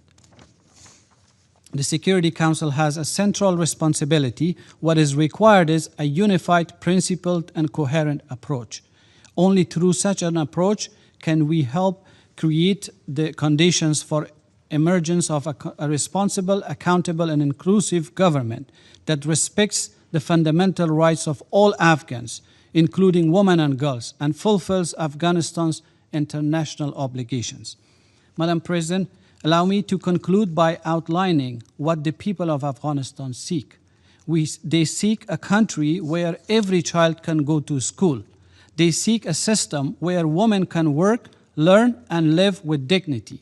They seek accountability for those who torture, execute, and oppress, not impunity.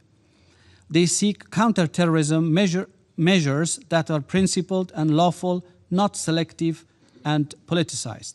They seek governance that reflects Afghanistan's diversity, not one that excludes. These are aspirations of Afghan people.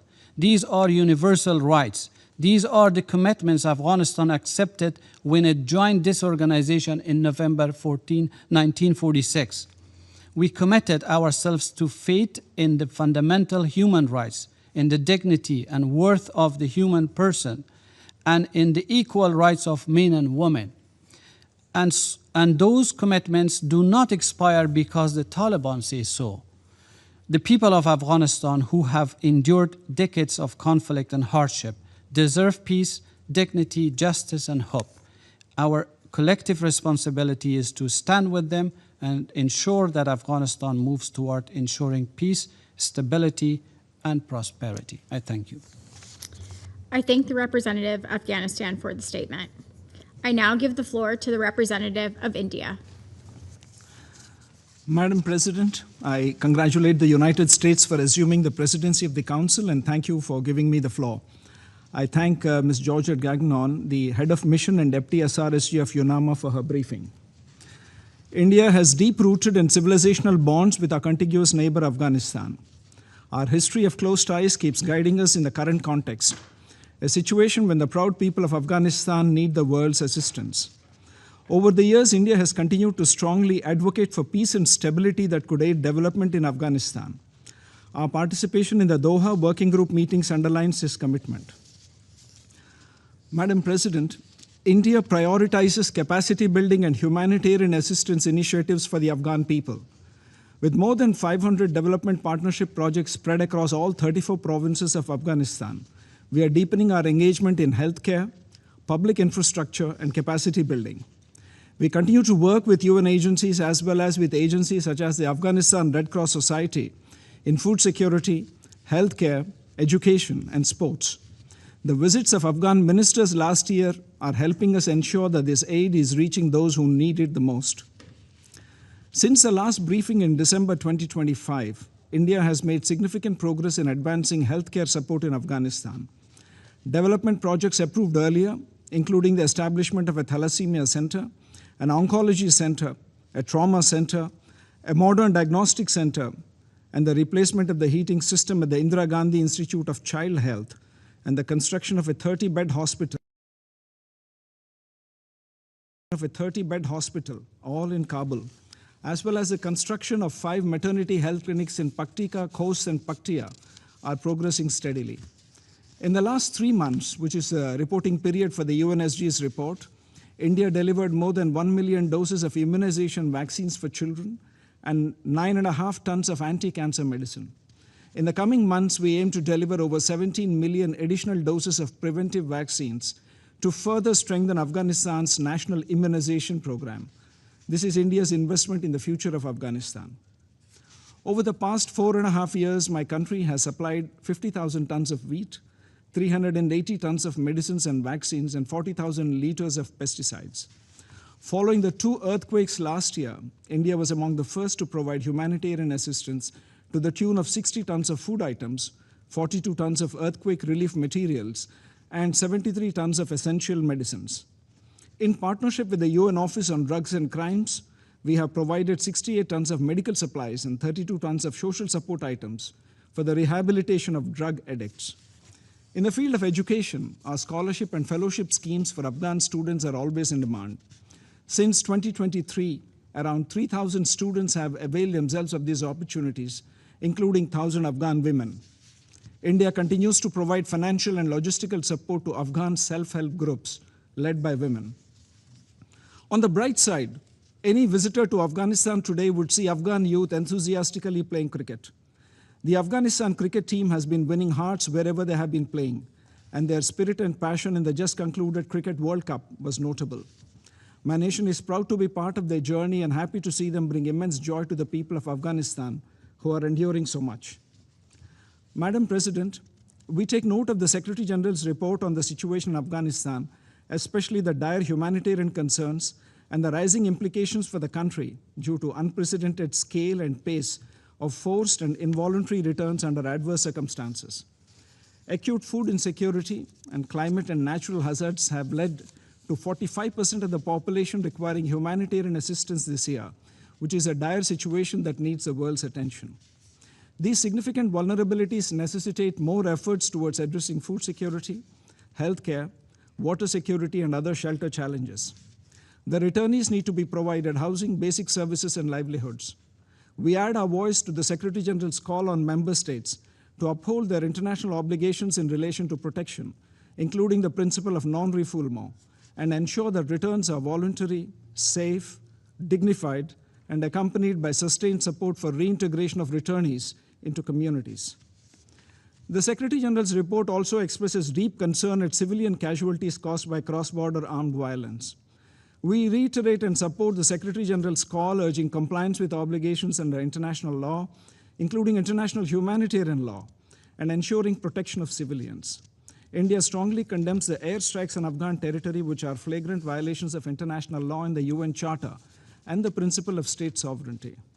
It's hypocritical to espouse high principles of international law and Islamic solidarity on the one hand, while mercilessly carrying out airstrikes during the holy month of Ramadan that have killed 185 innocent civilians as of 6th March, around 55% of whom are women and children, and displaced over 100,000 according to the UNAMA on the other.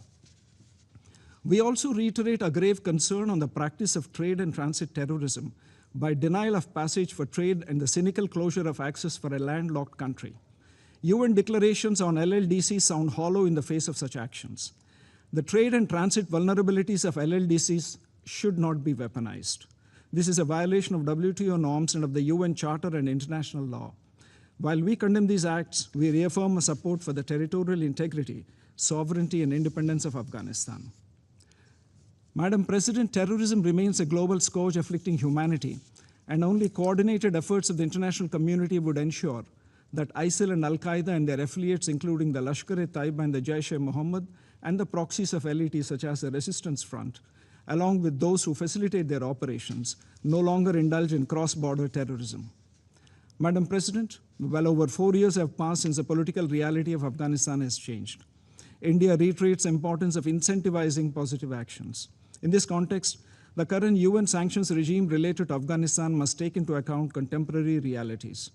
We call on the United Nations and the international community to shun this business-as-usual approach and adopt nimble policy instruments that bring sustainable benefits for the Afghan people who have endured suffering for so long. India reiterates its commitment to strengthen our engagement with all stakeholders in bilateral, regional, and multilateral formats. India will always stand for the priorities and aspirations of Afghan society and will always support the people of Afghanistan. I thank you, Madam President. I thank the representative of India for the statement. I now give the floor to the representative of the Islamic Republic of Iran. In the name of God, the compassionate and merciful, Madam President, Excellencies, I thank Ms. Gagnon, Deputy Special Representative, for her briefing.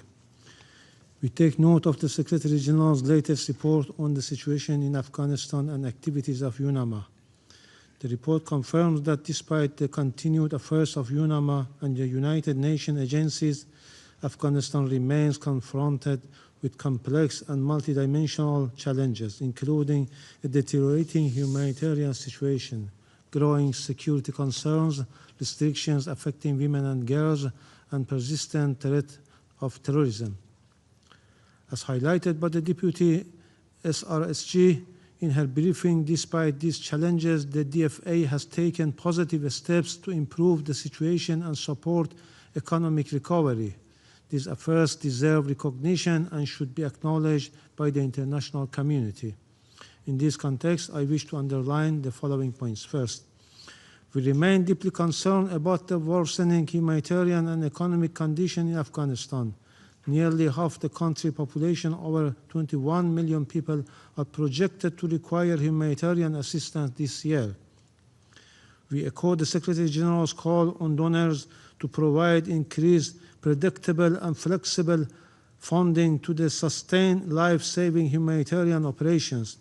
Humanitarian assistance must never be politicized. Sanctions must not hinder Afghanistan's economic recovery and stabilization, and Afghan national assets frozen abroad should be released without delay so that they can be used to address the urgent needs of Afghan people. Second, the continuation of international engagement with the de facto authorities remains essential for advancing stability in Afghanistan. Meaningful and pragmatic engagement is necessary to address the humanitarian and economic crisis and to promote responsible governance.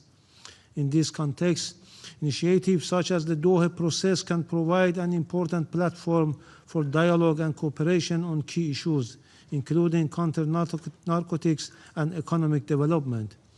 Iran has actively and meaningfully participated in working groups on counter-narcotics and private sectors held on 3 and 9 February. As part of this process, in this regard, Iran welcomed the report on the reduction of opium cultivation in Afghanistan.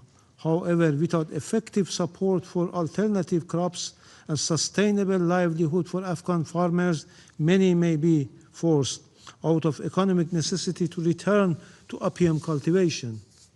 Third, the continued deprivation of women and girls of their rights to education and employment in Afghanistan is a matter of serious concern. Such restrictions on education, employment, and public participation are incompatible with the teaching of Islam and with human dignity. We call on the de facto authorities to reserve these restrictions. However, we believe that constructive engagement remains the most effective path to promote responsible conduct, uphold human rights, including the rights of ethnic groups and women. Fourth, the threat posed by the terrorist group in Afghanistan remains a grave concern. Afghanistan must not become a haven for terrorism. Likewise, the territory of Afghanistan must not be used to threaten or harm other states, especially neighbors. At the same time, military escalation and cross-border hostilities are deeply concerns and risk further destabilizing the region. Dialogue and diplomatic engagement remain the only viable path to addressing these tensions. We call on all parties to exercise restraint and to resolve their differences through diplomatic solution and peaceful means. Fifth, neighboring and regional countries remain on the front line of the consequences arising from the situation in Afghanistan. At the same time, regional initiative and cooperation mechanism among neighboring countries play an indispensable role in supporting sustainable peace, security, and stability in Afghanistan. The Islamic Republic of Iran shares a long border with Afghanistan, and for more than 4 decades has hosted millions of Afghan nationals. During this time, Iran has provided Afghan refugees with access to education, healthcare, and other essential services. This long-standing commitment reflects Iran's continued dedication to supporting the Afghan people and promoting stability and security in Afghanistan and the wider region.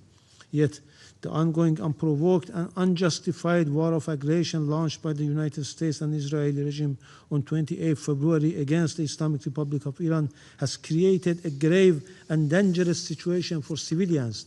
This war of aggression has involved deliberate attack and targeting against civilian and civilian infrastructure and densely populated areas, especially across several major Iranian cities where the millions of Afghan nationals also reside.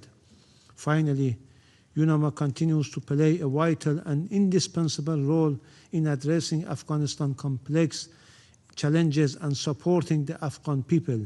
We reaffirm our support for extending the mandate of UNAMA for its effective and impartial implementation. Iran stands ready to continue close cooperation with the United Nations, regional countries, and all relevant stakeholders to promote stability, security, and a better future for Afghanistan. I thank you. The representative of Pakistan has asked for the floor to make a further statement. I give them the floor. Thank you, Madam President. I have been compelled to take the floor again after listening to remarks from the representatives of Afghanistan and India. Madam President, the so-called representative of Afghanistan, who in effect does not represent anyone but himself, must not abuse this forum to pursue his personal agenda. Sequestered in New York, Mr. Faik, my friend, is completely cut off from ground realities. And he chose to selectively comment on some aspects of the situation, particularly with reference to Pakistan. So therefore, the value and credibility of his remarks are in serious doubt. Pakistan's legitimate counter-terrorism operations are not directed against the brotherly people of Afghanistan and are only meant to neutralize the persistent threat of terrorism emanating from Afghan soil, and our actions are in full conformity with the right to self-defense and international humanitarian law. So it was not surprising that Mr. Faik had nothing to say about the cross-border terrorism from Afghanistan that is so heavily impacting Pakistan in terms of casualties among civilians, among our armed forces, law enforcement agencies, and infrastructure. And Madam President, given India's animosity towards Pakistan and the sole objective of its Afghan policy being to destabilize Pakistan, including by actively supporting and sponsoring terrorist groups operating from Afghan soil, such as TTP and BLA, the remarks of the Indian representative come as no surprise.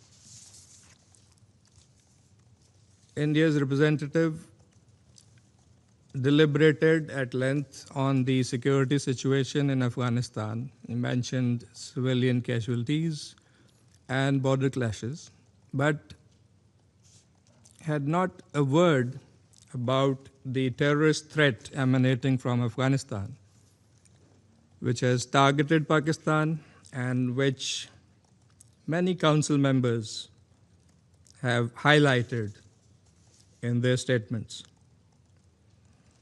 But there is a reason for that. It is India's complicity in all of this. We have provided irrefutable evidence of India's collusion with terrorist groups that are engaged in orchestrating violent attacks against Pakistan. One can sense India's pain in seeing its heavy investment in the Afghan terrorist franchise going to waste as a result of Pakistan's precise and effective action against terrorist camps and support bases inside Afghanistan.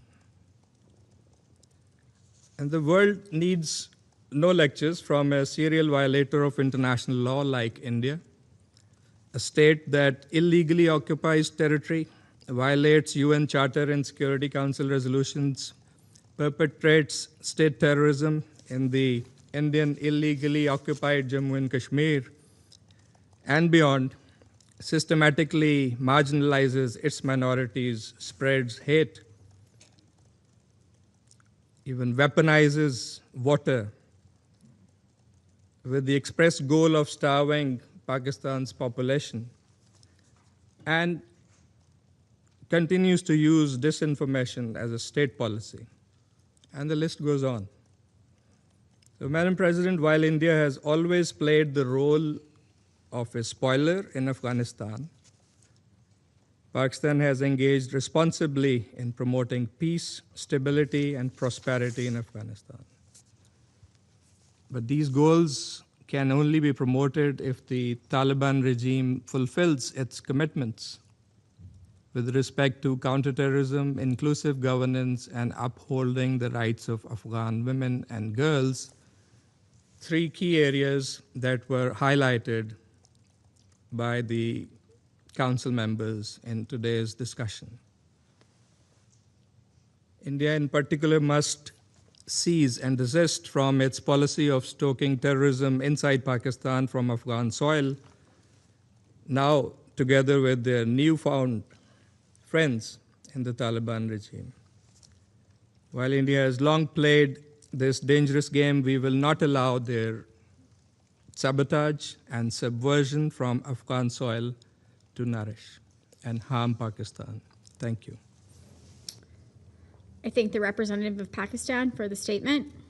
The representative of India has asked for the floor to make a further statement. I now give them the floor. Madam President, I could not have expected anything better from the esteemed representative of Pakistan. The laundry list that is regurgitated ad nauseum at every meeting of the Council and wastes the time of this august body is well known. I reiterate what I have said in my statement. India's assistance is directed at the friendly people of Afghanistan. What we have done in Afghanistan is known to the people of Afghanistan and to the international community. I need add no further comment. As far as problems in Pakistan are concerned, Pakistan would do well to look in the mirror and look at problems within, rather than blame my country for what it faces. Thank you, Madam President. I thank the representative of India for the statement. The representative of Afghanistan has asked for the floor to make a statement. I now give them the floor. Thank you, Madam President. I just wanted to react and use the right of reply to the remarks made by my dear friend, Ambassador Ahmad. I just wanted to echo that the current status quo in Afghanistan is one of the wrong policies of our neighboring countries, particularly those who provided the same groups and supported them in the past 2 decades. And we hope that the current situation can be a good opportunity to learn from the past experiences and correct the policies. And we have to fight and combat the terrorism without any distinction. And we have condemned in our statement that terrorism is the common enemy, and we should always fight against terrorism without any distinction. And terrorist groups are all the same. The situation in Afghanistan today, we share the sufferings of our neighboring countries, particularly Pakistan and the people of Pakistan. But over the past 2 decades, the Afghan people have also suffered the same situation every day, with suicide attacks, with bomb attacks, with civilians were targeted with the same terrorist group. And we have always been asking the Council, and we have been always condemning the terrorism and asking our neighboring countries to fight against terrorism without any distinction. So that is something that we wanted to share, and we are hopeful that the current situation can really provide an opportunity for creating a legitimate government, a government that's committed to international obligations and also to the protection of the rights of Afghan people, and can help create a state that Afghan people can live in peace with itself and also with its neighboring countries. Thank you. I thank the representative of Afghanistan for the statement. There are no more names inscribed on the list of speakers. I now invite council members to informal consultations to continue our discussion on the subject. This meeting is adjourned.